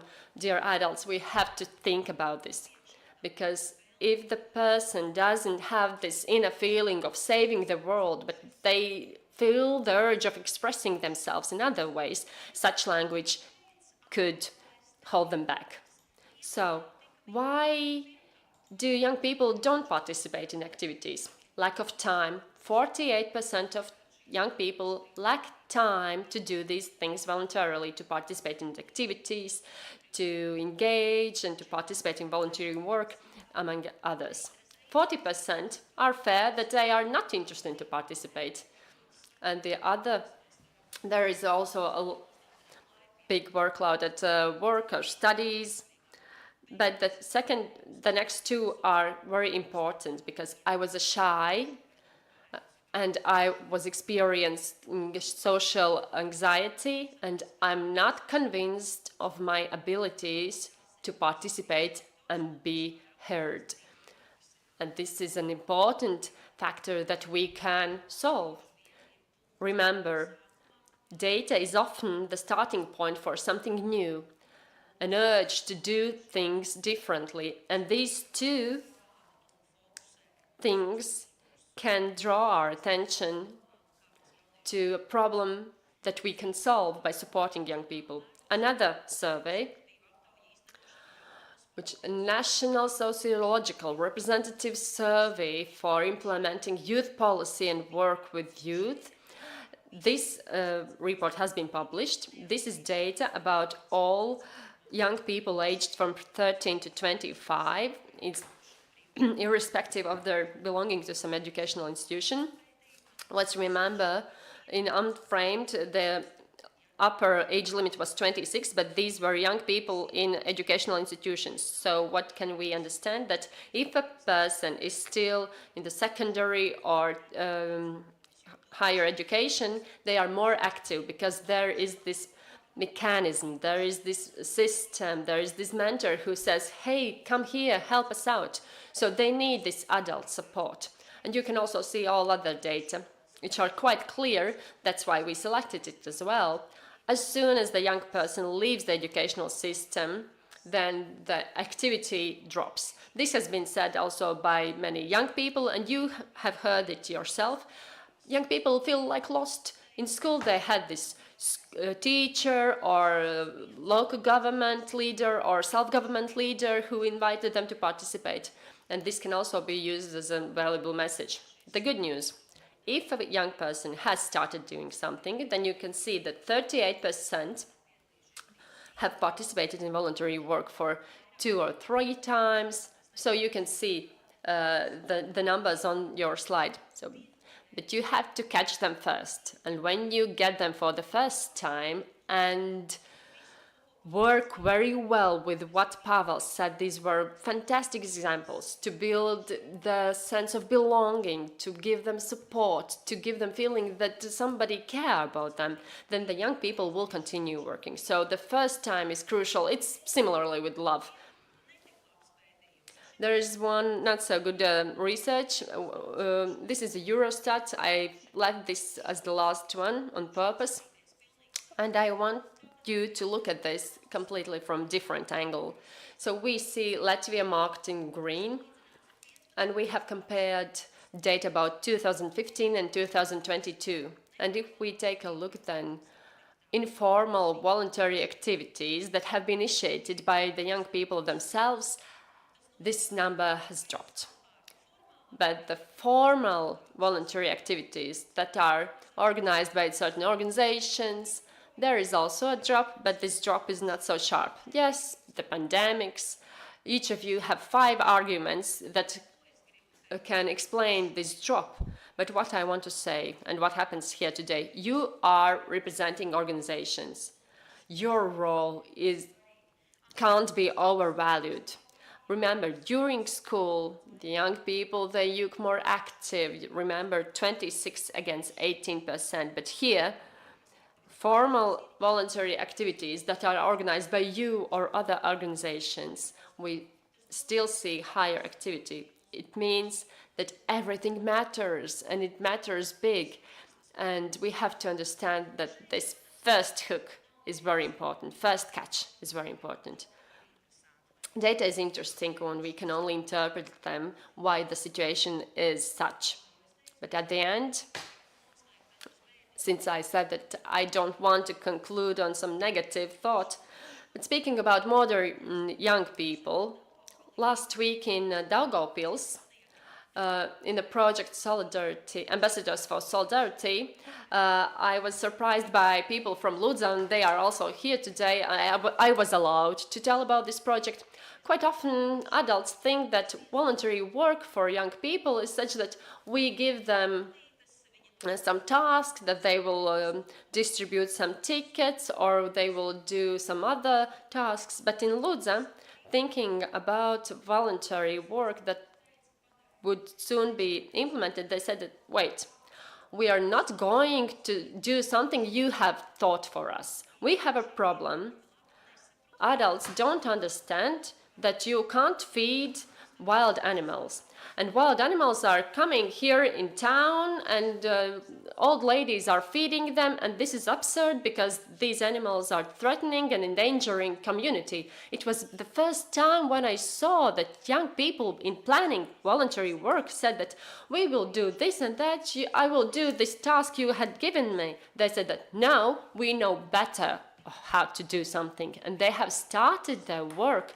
They have launched an education campaign which will involve both hunters and these unaware old ladies to make them think. I think this is kind of possibilities we have to give the young people, because it will build them the feeling of confidence that what they do matters for themselves, which is important. Because as one guy said, how would you feel if you wake up in the morning and there was some elk looking through your window because your neighbor has used to feeding them? After this story, I really want to visit Līdz to see that. I urge you to do some social experiment as well. But I think this is a super nice turning point. So 3, the most important things. First, data. can show us the areas where we should work more, and we know the role education and organizations can have. Second, in no way should we think that data show the situation negatively. Instead, we have to look at the reasons why this situation has turned out negative for young people, lack of time and all other things. We can't solve that, but we can give the trust about oneself. We can give the feeling for the young person that it matters what you do. And the third thing, we remember, youth work is in our blood, it's in our heart. It's nothing new to Latvia or to the world. We have always taken care of our peers, of our communities. We have always wanted to live better, to live together. So we just have to come over our shyness.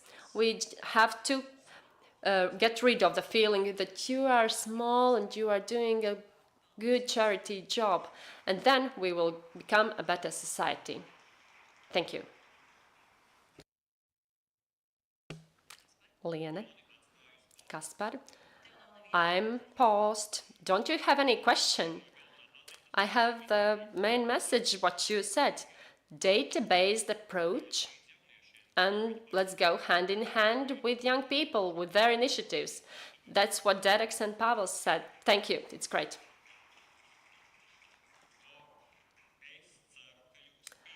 I hope you're writing down. I only see the first 3 rows and there are people taking notes. You are taking pictures. I hope that you will publish these pictures or use them in real-life activity. But are we ready to have some discussion? Oh yes. We have opinions, we have different people, and I hope that also you will ask your questions. Another panel discussion, and now our discussion. We can ask your questions if we'll have time as well, and then the long-awaited lunch break that would charge us up. But now, let's start.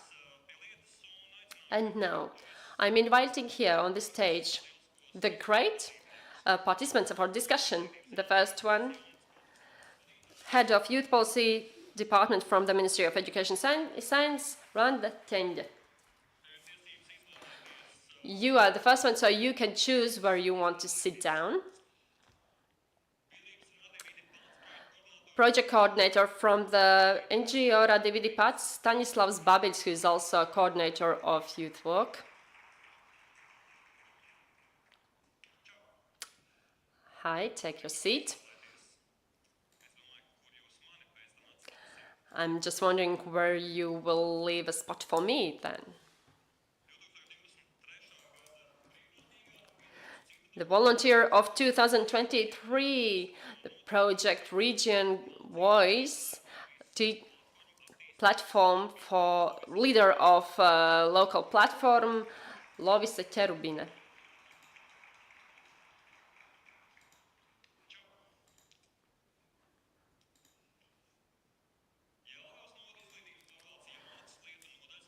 Head of Youth Department from Jelgava Municipality, Valters Siksna.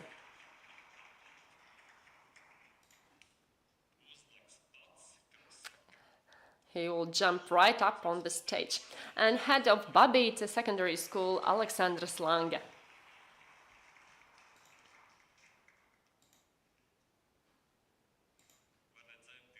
We can see the director and principal stands out at once. How do you feel? Okay, you're sitting. It's very shiny. So my first question will be quite simple, because you were sitting there in the audience for quite a long time. So you'll have to stand up. There are 3 microphones. One word that, to your mind, characterizes the feeling you have about voluntary work the best. So be concise, one word that characterizes voluntary work. Randa, you were first to come up. Belonging. Courage. Possibility. Power. Possibility. I'm going with possibility as well. So the I liked how they managed to organize the handing over of microphone. They were looking into each other's eyes. So this communication is key, as we know. And now we'll have some activity. Please stand up, find yourself a partner, and just like you there in the audience, please stand up and find yourself a partner.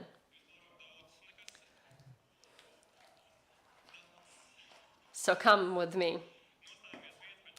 So please turn one against another. Look into your eyes. Please hold your hands. Eyes full of love, loyalty. Everything is great. We are participating and engaging. And now, as you look into each other's eyes, please repeat, I love youth work. And I believe that together we will accomplish and reach new heights. You think you can get rid of me? No. So now stretch your hands. We have to have some exercise. So one of you, please, stretch your arms. Someone thinking that I'm some kind of clown, but no, they have been sitting for too long. And now we have to give a bit of massage so that our discussion is better. I know that I will probably receive some comments about this later on, but now let's exchange. Otherwise, you're just like some stones there in the audience. We really needed this. And now turn your back, so do some rubbing with love and be gentle from one side to another. And now let's change. Oh yeah, I really missed my massage this morning. It's great. I have to be careful about sounds I make. And now just give each other a hug. Thank you. And now you can sit down. In a way, you just promised that you love what you do and that some connection is, oh, what is that? People want to talk, but no, there are some closeness. But we're ready. And are you ready? So you understand that you have to be very interesting in your answers, because people out there, they lack oxygen and they lack food. I hope, well, I believe, I love you, and I believe that you will manage to fill this time with some great energy. And I think what we could start there, someone has prepared some answers. I don't know if you have had these questions because I only received them today, but as I said, I am a volunteer myself. I work at school and with Palīdzēsim LV young people. I like voluntary work, and quite often those of us who are here, we do voluntary work because it's our passion, it's what we care about, it's our time that we can devote to our young people, adults, our peers, and others. And therefore the question, what was your first volunteer's experience? So please try to fit in 30 seconds. Okay, Lovisa, we'll start with you. It's maybe most easier for you to remember. Well, I think that the first experience for me in voluntary work was at school. We had student self-government. In the beginning, I had to participate because I was elected from my class.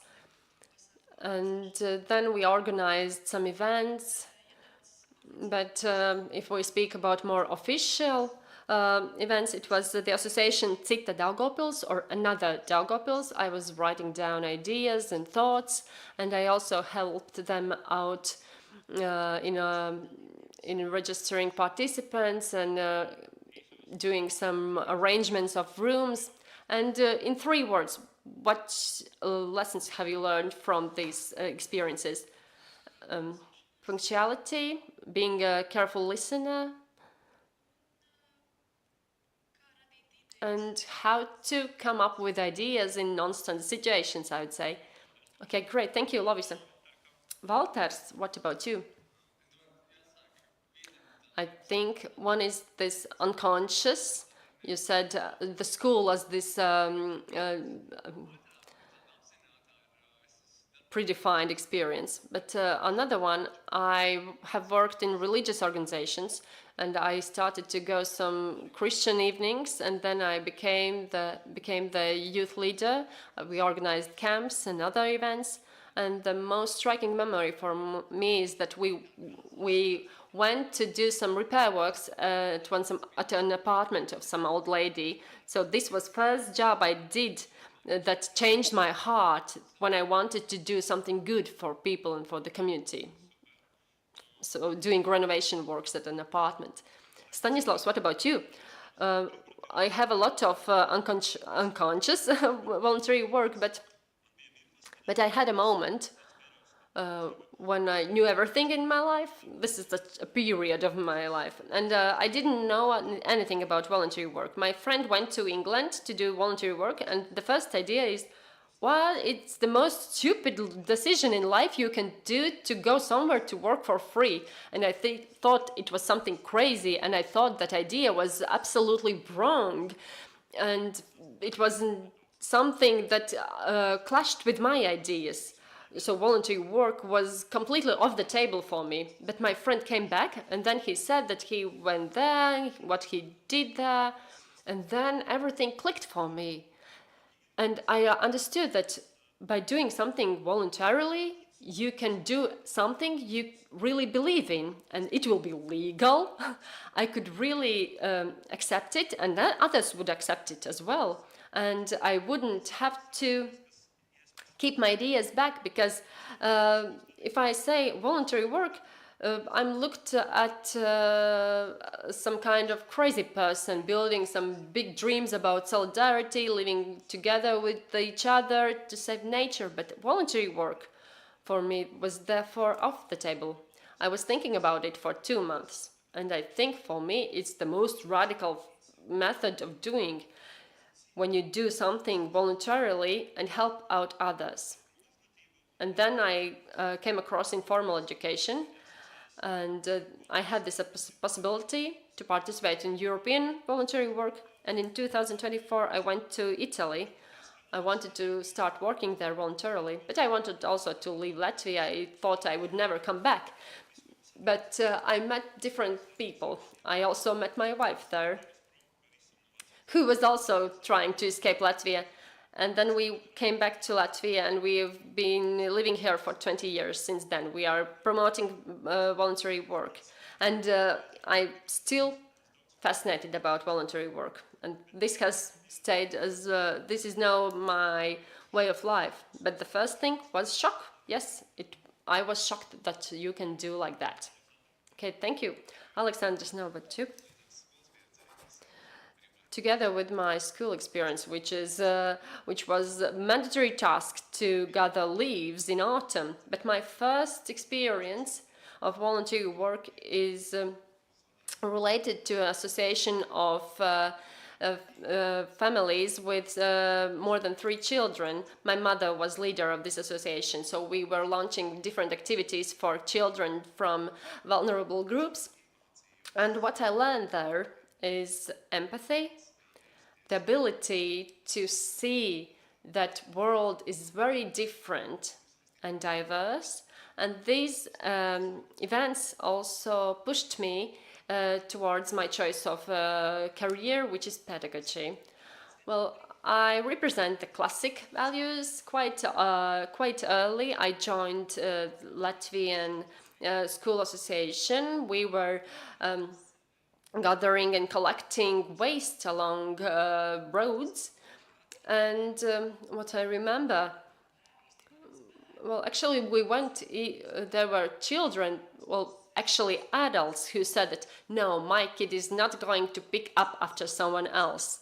Since my mother was head of the association, I had no choice.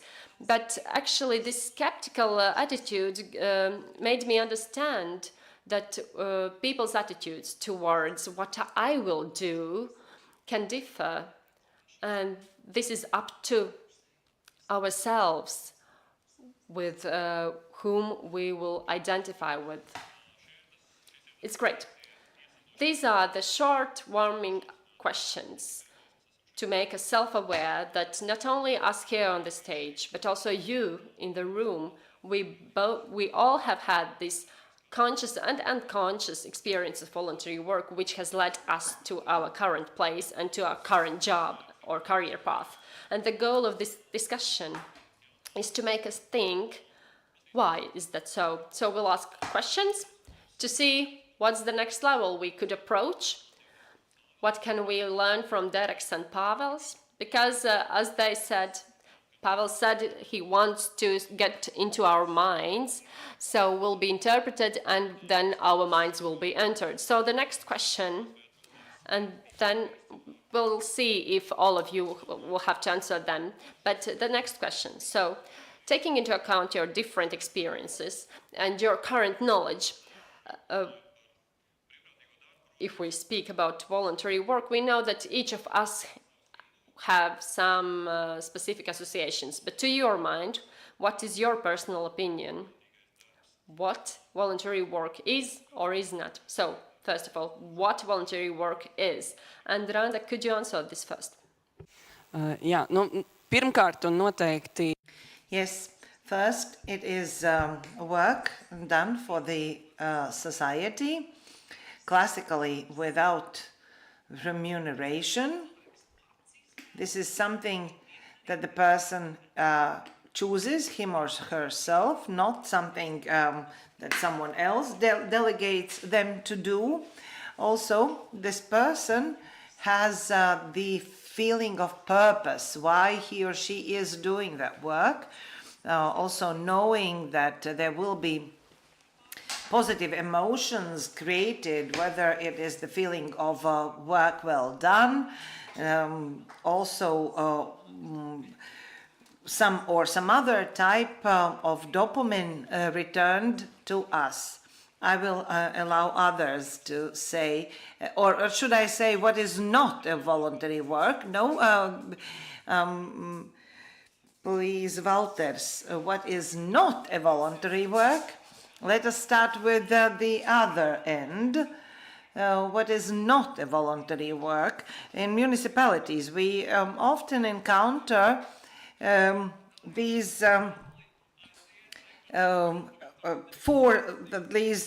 voluntary forced labor. Young people, can you bring chairs from this room to that? Or can you paint this wall? Or can you lift this? So we just make a whistle blow, but there is no essence because it is a forced work. What would be the added value? Of course, any work can have added value. Even bringing chairs from one room or another, you learn to do things that you would not like to do. But this is not voluntary work. What is voluntary work? You do something for the benefit of the society and to learn something useful for myself. And we should learn how to communicate these benefits, these skills that we learn from the presentation as well. And we as volunteer leaders should purposefully teach those skills and talk about them. Alexandrs, what is not a voluntary work according to you? I believe that voluntary work is nothing that is forced and that I would not like to do. That's not. a voluntary work. But what is voluntary work? It's all about ideas. Voluntary work becomes volunteering work at the moment when I believe the idea, the work that I do is for the benefit of something. Of course, I can become an employed worker in order to promote my ideas, but I, as a representative of school, like volunteering work to be perceived in the following way, namely where I, as a pupil, can practice several skills in order to understand what I want to do with my life, the ideas, the values, skills that I have or I will acquire to try out in real life in order to become a part of my future profession. Staņislavs, there are moments when I do a work that I like doing, but I have to do it for very long. And why I do that? Because I have to finish the work. Sometimes I have to do voluntary work despite my own wishes. This is also an approach how to assume you're doing voluntary work. You probably will not want to do at one moment to do that voluntary work. Let's say collect trash or help animals. There will be moments when you will think that you would rather sleep in or do some homework, but you can discipline yourself. You should not forget that voluntary work is not always about fun, pleasure. You have to involve in different stages. And also there are stages in your life when the voluntary work is very useful for you, but there are moments when you could co-participate without doing volunteering work. So we have to look at this from different angles because at one moment when you want to develop that volunteering work into a deeper work, maybe you want to get remuneration for that.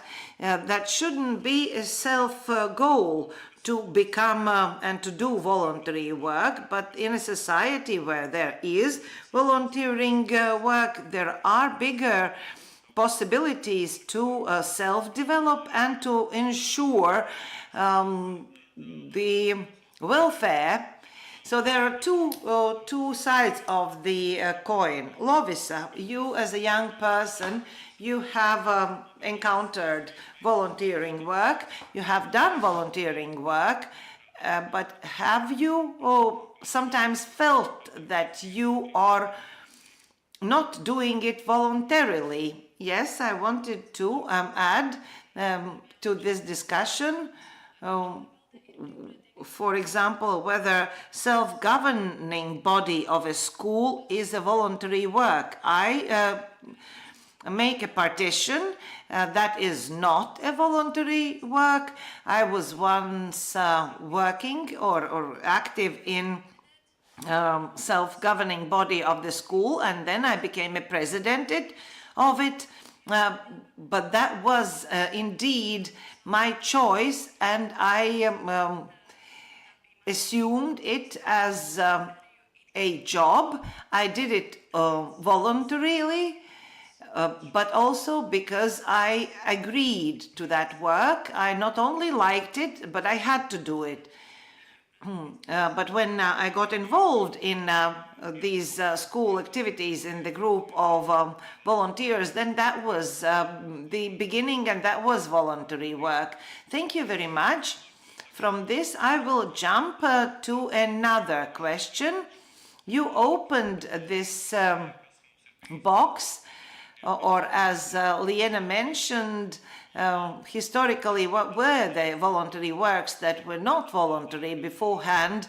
And you know that during our song and dance celebration, there are many things that are being done involuntarily by volunteers, namely bringing chairs, moving furniture, etc. How to make sure that the volunteer feels useful, not just an additional workforce. This is a question that very often we speak with our volunteers. There are some active people, some passive people, but those active ones very often feel used and feel an additional workforce. But you started this, so would you be able to answer? Yes, there is a saying or a story. There are three men building something. The first one, when asked what you are doing, I am putting together rocks. The second says, I'm building a wall. And the third one says, I'm building a cathedral. So this is how you perceive your work.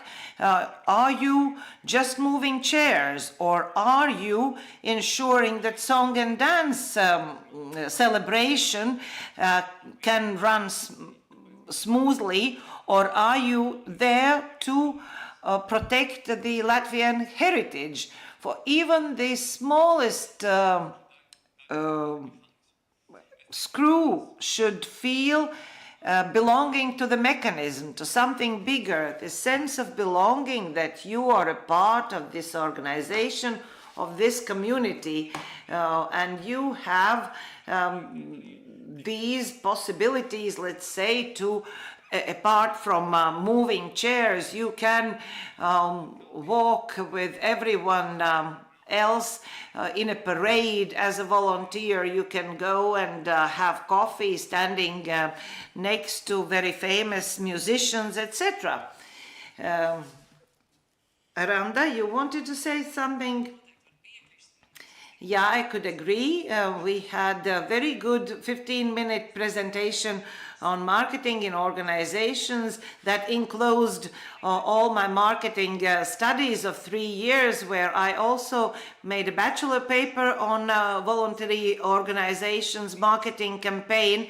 If you remember what was said half an hour ago, this mission and vision and personalization, personal approach for modern youngsters, what type of volunteering work will be beneficial for you. Also being a part of something, this sense of belonging. I remember myself coming to Riga, I felt at home only when I joined the volunteering work.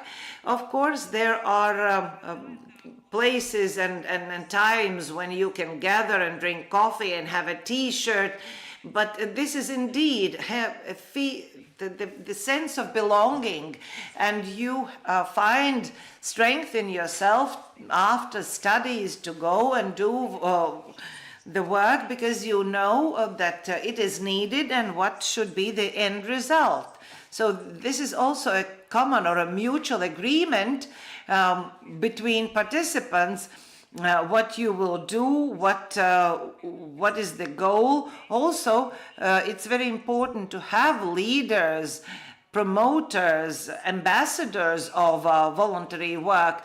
They might be from your circle, or there might be some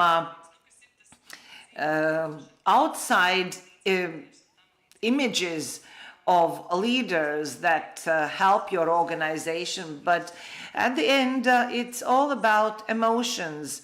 You become addicted of those emotions, feeling the sense of belonging. Maybe you feel that, yes, this week we will have to do a lot, but next year, next week, you are ready to do it again. You have this feeling of content that is to blame for this addiction. Yes, indeed, Lovisa, it is important also to understand how many volunteers you have to have, because if I am summoned and I know that it's going for 4 hours, I want to work those 4 hours. I want to be useful. I don't want to have 20 other volunteers. You do it everything quickly, but you cannot leave. So this feeling of your time being of value or being valued. So managers of voluntary work should very precisely calculate the time, because time is indeed the currency volunteers are paying for. Indeed, this is very often the perception that let's ask for more volunteers, but indeed what was said by Lovis said that volunteers want to be useful and not to just sit along. Yes, indeed, it goes hand in hand to the presentation of Madam Waldmann about these slogans, how we call voluntary work these busy hands, small people, 7 dwarfs, all in a diminutive form, but we should not look at it like that. This is for me, my personal skills that will help me in my life. So part will want just to help, but the other part would want to acquire something, some skills, and the portfolio is the answer, or might be the answer, not 20 euros. And internal and external influencers indeed play a great role. We are driven also by time. That's why I will ask this question, where you can have your own opinion. What, according to you, is the one biggest mistakes made by organizations when working with young people who doing voluntary work? What is the biggest mistake of voluntary organizations? This is a painful topic, I know. If you have an opinion or you have a question, you can use the QR code and comment. Stanislavs? I believe that organizations make mistakes in the following. That volunteers are self-sufficient, they are autonomous, they know what they have to do by reading a description of their job, and this assumption of organizations that every young person becoming a volunteer are self-sufficient, they know what they have to do, there will be one introductory meeting, we will tell them about the work, and we will leave them at that. No, it's not so. This is constant work. Also, there should be kind of a coordinator or some senior volunteers who oversee the work of volunteers. Otherwise, at one point we will see volunteers who are not satisfied with what they've done, who do not know what they are doing, who leave the organizations because they are lost. So this is very important to take a decision on support system for volunteers, at the same time not impeding their own initiatives and own work. Thank you, Alexander.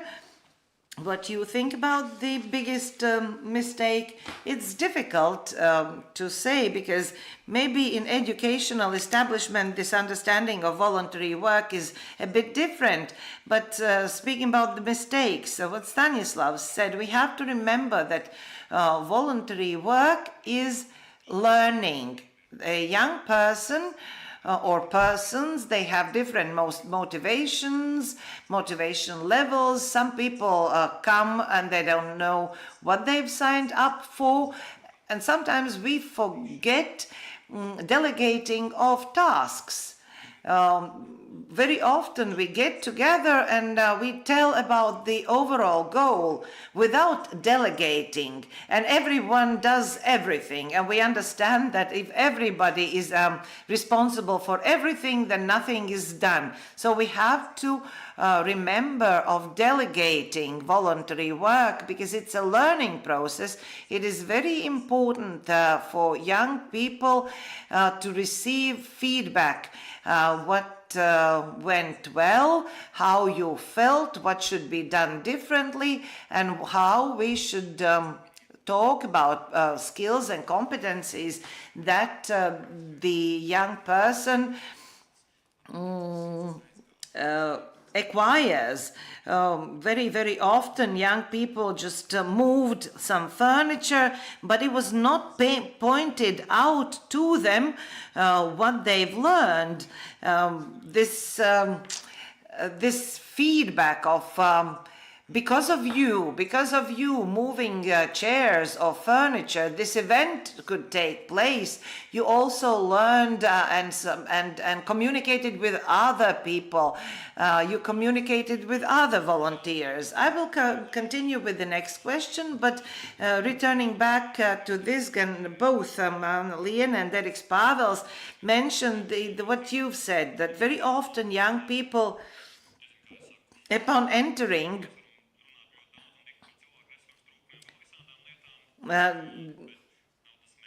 do not have a mentor or a senior or a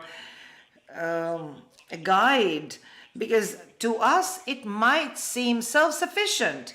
You have chairs here and they have to be moved there. If I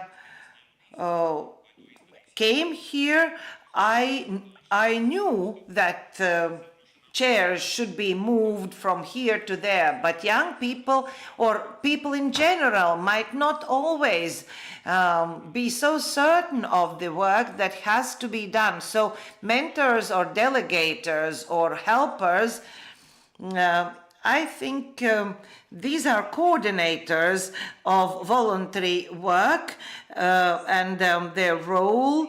Is it a real profession? They're mentioned in the law, actually, the coordinator, facilitator, mentor, all those names for the work of a coordinator. And there can be different implementation of that coordinator, different according to that organization, especially if this is a group voluntary work, to work with the dynamics. Very short about relationships. So group dynamics is one, but the other thing is relationship, both between the facilitator and the volunteers and also within the group. So I will continue this relationship issue. I became a principal half a year ago. So the biggest challenge was how to sell myself as a manager. And I was thinking, so I would enter this room and I would be like this or that. But what I did, I delegated the responsibility to the community I'm mentoring. And I said, okay, we will need one leader from each class, and we will meet once a week to speak about how are we going. So as a manager, I'm trying to coordinate this work as my vision of things, but I'm in close discussion with the community for which this is important. And here we have this platform for volunteer work to come up with ideas for volunteer work, to come up with ideas that matter to the community. And this is what competence-based educational approach for 7th, 9th, 10th graders is built, when we speak about ideas that we can implement as we go towards mastering certain skills. And this can be as a platform that allows this to be accomplished. What's the result? A voluntary work program is built at our school so that we could be able to solve those issues that adults can't solve. Yes, student self-government is one rather bureaucratic tool, machinery that usually allows us to reach the motivated young people to build certain paths of career. But this platform allows us to develop this other factor. So what do we do during the long break? We can find some solutions. And this has allowed us to find some mentors for the younger pupils to spend their time more valuably. And this can make us think about what skills can we learn during these activities that could help us to, I don't know, for example, lead my company. Here we can come back to what Alexander says, that to this feedback and to lead something to this feedback which is a bit valuable than a ticket for lunch. So how to measure or how to prove what the young person has learned during voluntary work? Should this experience be recognized in the context of education or employment, in terms also of the portfolio we just heard? Well, I don't think this question has been answered completely, but to my mind, European voluntary work relies on this lifelong competence approach, and the young person can choose themselves what are their gains together with their mentor. And this is one possibility which gives you more confidence about skills you've mastered, so that you'd be able to enter the labor market or change your career. But it can also give you better understanding of your skills and strong sides or strengths. The other thing is that we can look at the school competence models, what Alexander said, and whether are there things that allow us to say that, hey, the work you did, it shows us how it complements the school environment, or simply saying that you've spent 3 lessons doing something. Yes, you've lost in terms of academic education, but you've gained such skills. So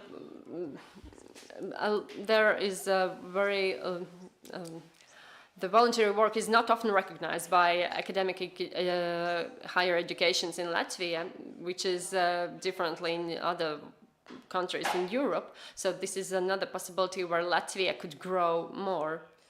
I want to listen to Alexander's. So looking at the skills, I want to say that we are trying to measure. When the young people graduate, the 12th grade, they have to choose a project work. They can choose design, art, or other topics. The last task is the most complicated one. They have to perform community work. Yes, not always community work is equal to voluntary work, but I'm also a social science teacher. I have always said that if you want to build your career in working with people, then in the context of social work, you have to have this voluntary work component. And as I see it, is that in this project work, we as a nation, we can agree on the amount of voluntary work hours, because currently the young people, we have started discussions about what they would gain if they could spend time with other peers. And so I say to them, we will conclude a voluntary work contract. You will have the possibility to show that up in your CV. You will be a mentor and you will be able to do this job. But this is the choice of the school. And this question should be considered on the national level. So is this the only quality measure for volunteer work? And to my mind, it's no. Because as a nation, we have to think about growth, about quality meter, yes, of course. Academic knowledge is one part. And those volunteers who are here from my Babīta secondary school, they can confirm that those pupils who do voluntary work, they are in organizations, their grades are good, which means that they see the purpose, they see the goal, they see the meaning of self-improvement. And the fact that they have missed out a day at school, it means that I have a baggage of competences, of skills to fill that in. So, and the institution has to consider, have to urge the one who does nothing to try voluntary work for once. And I think this is the challenge also for organizations.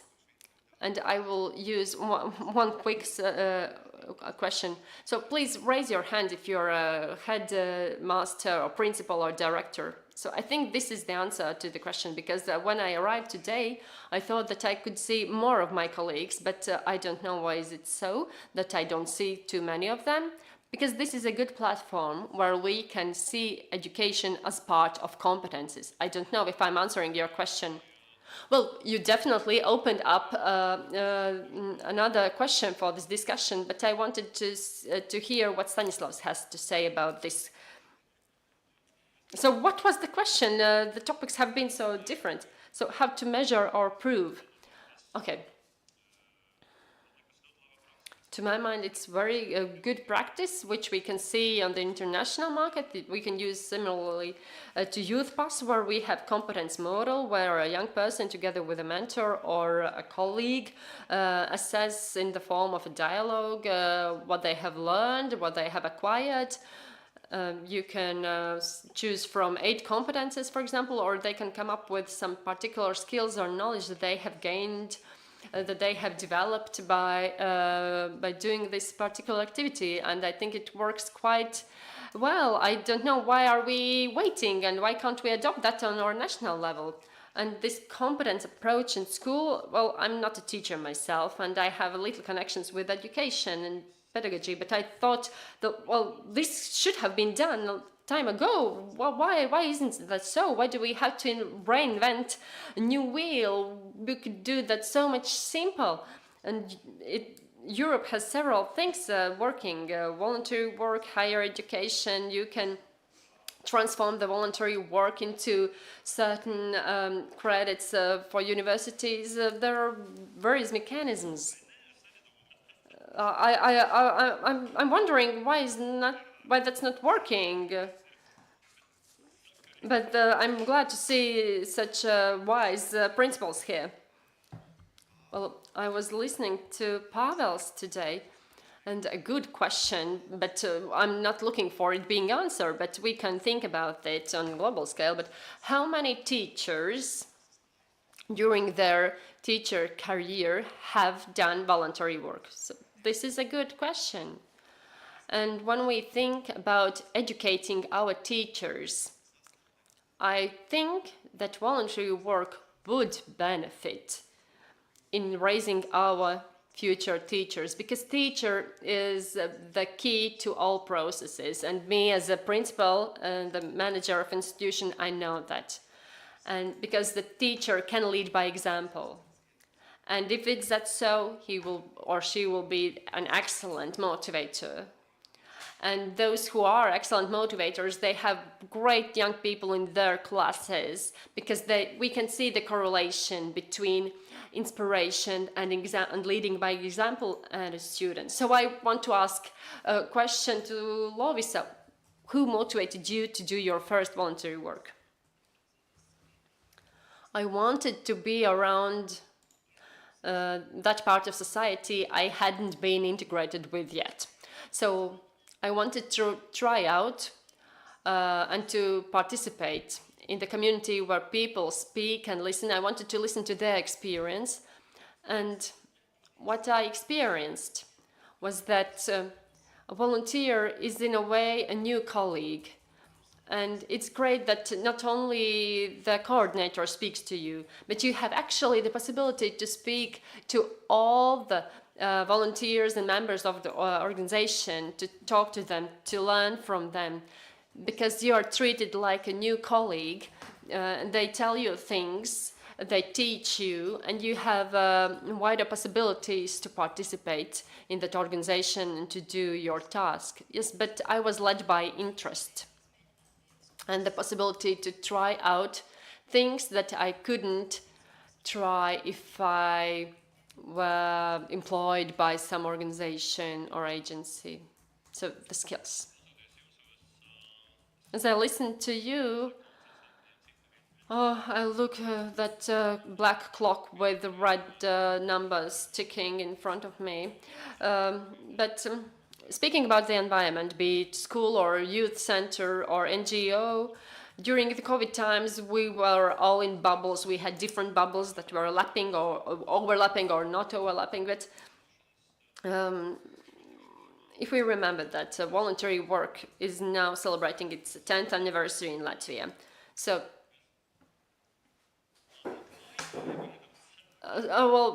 yes, the women from the fairy tale, Maya, it was some centuries ago, but what is the next level after these initial 10 years? Can I start? Well, I think a national system. I think we are speaking with Randa for 3 years that we need a national system, but how we're counting the hours, how we are developing competencies. And I participated in a working group together with Ministry of Welfare, Ministry of Education Science, and I'm happy to hear that such a working group is. I was glad I could contribute to it. But I think it's the next level, that we make it national, central, that we provide these possibilities not only within a local municipality, but we should look wider. It doesn't take much to go from Jelgava to Riga. It's only 40 minutes on train, but we can make it more wider. We can expand. We can develop those competences that we can't locally. We can do that regionally. I agree about the unified system. It could ease and promote the understanding of the volunteer, how these hours are counted. Otherwise, these volunteers may feel that they are losing certain hours, that they are not counted correctly or something like that. Walters, I was asking our Minister for Welfare, where is this system? And he said that next year. So next year, definitely it would be. So fingers crossed to it coming true. I think that system would be a good step forward. It would allow us to see that beautiful scenery we have that we could offer to volunteers or those who are open to voluntary work. We could also develop the skills better, and I would like that those who have this certificate from this system or about the skills acquired, that it would also pave their road to higher education, for example, or vocational education, and also in the career choices. And I don't know if in some 10 years' time, but I would like to see that 80% of the society has had some voluntary work experience. I want it to become a self-evident thing. And I want not only teachers to experience it, but also pupils. And I want it to make normal practice. And can start with pupils, students, young people, because many things we can solve ourselves. Stanislavs, it's your turn. Well, I'm waiting for this system. When it will start with the system? Well, 3 years we're speaking about it. Well, it's great, we will have it, but I want it. And for me, this should have been done a long time ago. Okay, but when we'll have the system, then we have to use it wisely, because that could be the next step. We could help the organizations who decide to admit volunteers, that they have the possibility to train themselves how to organize voluntary work, where you can use voluntary work and where not. What happens international training, thanks to European Solidarity Bloc, there must be this system which is on the foundation. We have to know how to evolve around this, how to do it more efficiently. This is what we should go towards in our future work. Well, I would like to speak about breaking borders. Well, oftentimes we think that school is a part of a community, youth center is somewhere here, the municipality is somewhere there, it is pushing to certain strategic goals and formulating them. And then they are looking for the young people who are somewhere there in the school. But if we would break down the barriers, we could do that centralized. We could centralize all of it, and we could look through the viewpoint of NGOs, of associations, where this could be a resource that could be used. I'm working with youth workers and youth centers, and they are becoming a part of the school more often. So I would like to see a youth worker who has made some kind of list where you can write down and apply for doing voluntary work. So we are looking for Babīta Secondary School to become such a pioneer. And we see zeros on our clock, but you are giving so much space for questions. It seems here in the audience, yeah, there are some 3 or 4 teachers. And there are a lot of people who are doing and undertaking job with the youth. But what could you say to a young person who is in doubt whether or not he or she should do some voluntary work? We also looked what Liena showed us in the presentation. We saw these numbers. There are quite a lot of those who say, well, I'm afraid, or I'm shy, I'm insecure. So in one simple sentence, how can we motivate them? Hey, come and try. I think it's super simple. Come and try. Maybe you don't have to name it that it's voluntary work. Hey, let's go do it something. So it's for branding, you should write it down. I would add, so try and take a friend. That's what I wanted to say. Take your friend and come, both of you. Why not? Why not? I wanted to say something like that there are so many areas we need help with, and I know you could help us. We lack your knowledge, we lack you, we need you. Please come. We miss you. They are great, aren't they?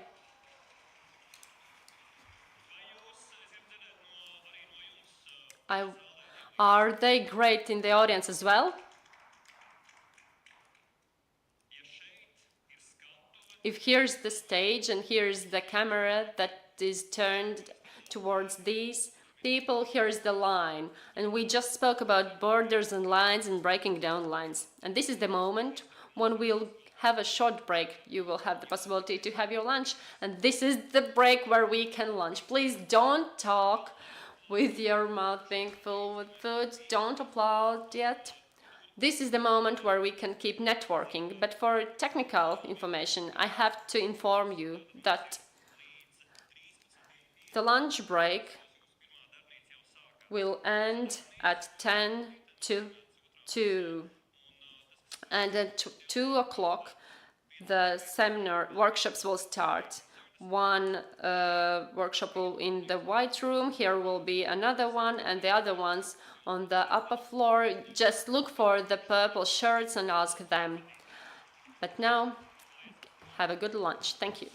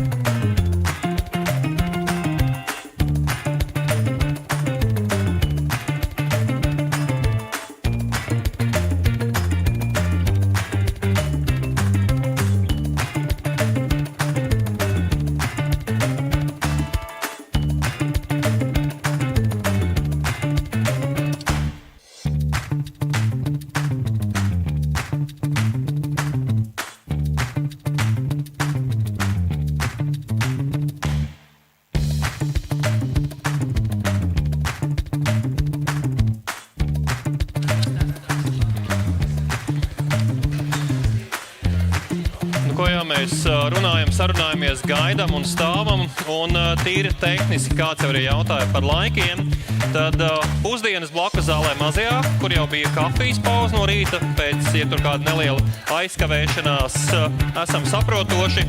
Aicinājums izmantot 360 kameru, kas atrodas baleta zālē, tātad kafijas zālē uzreiz pa kreisi, tur arī būs viena no darbnīcām, un pusdienas mums ir paredzēts līdz 13:50.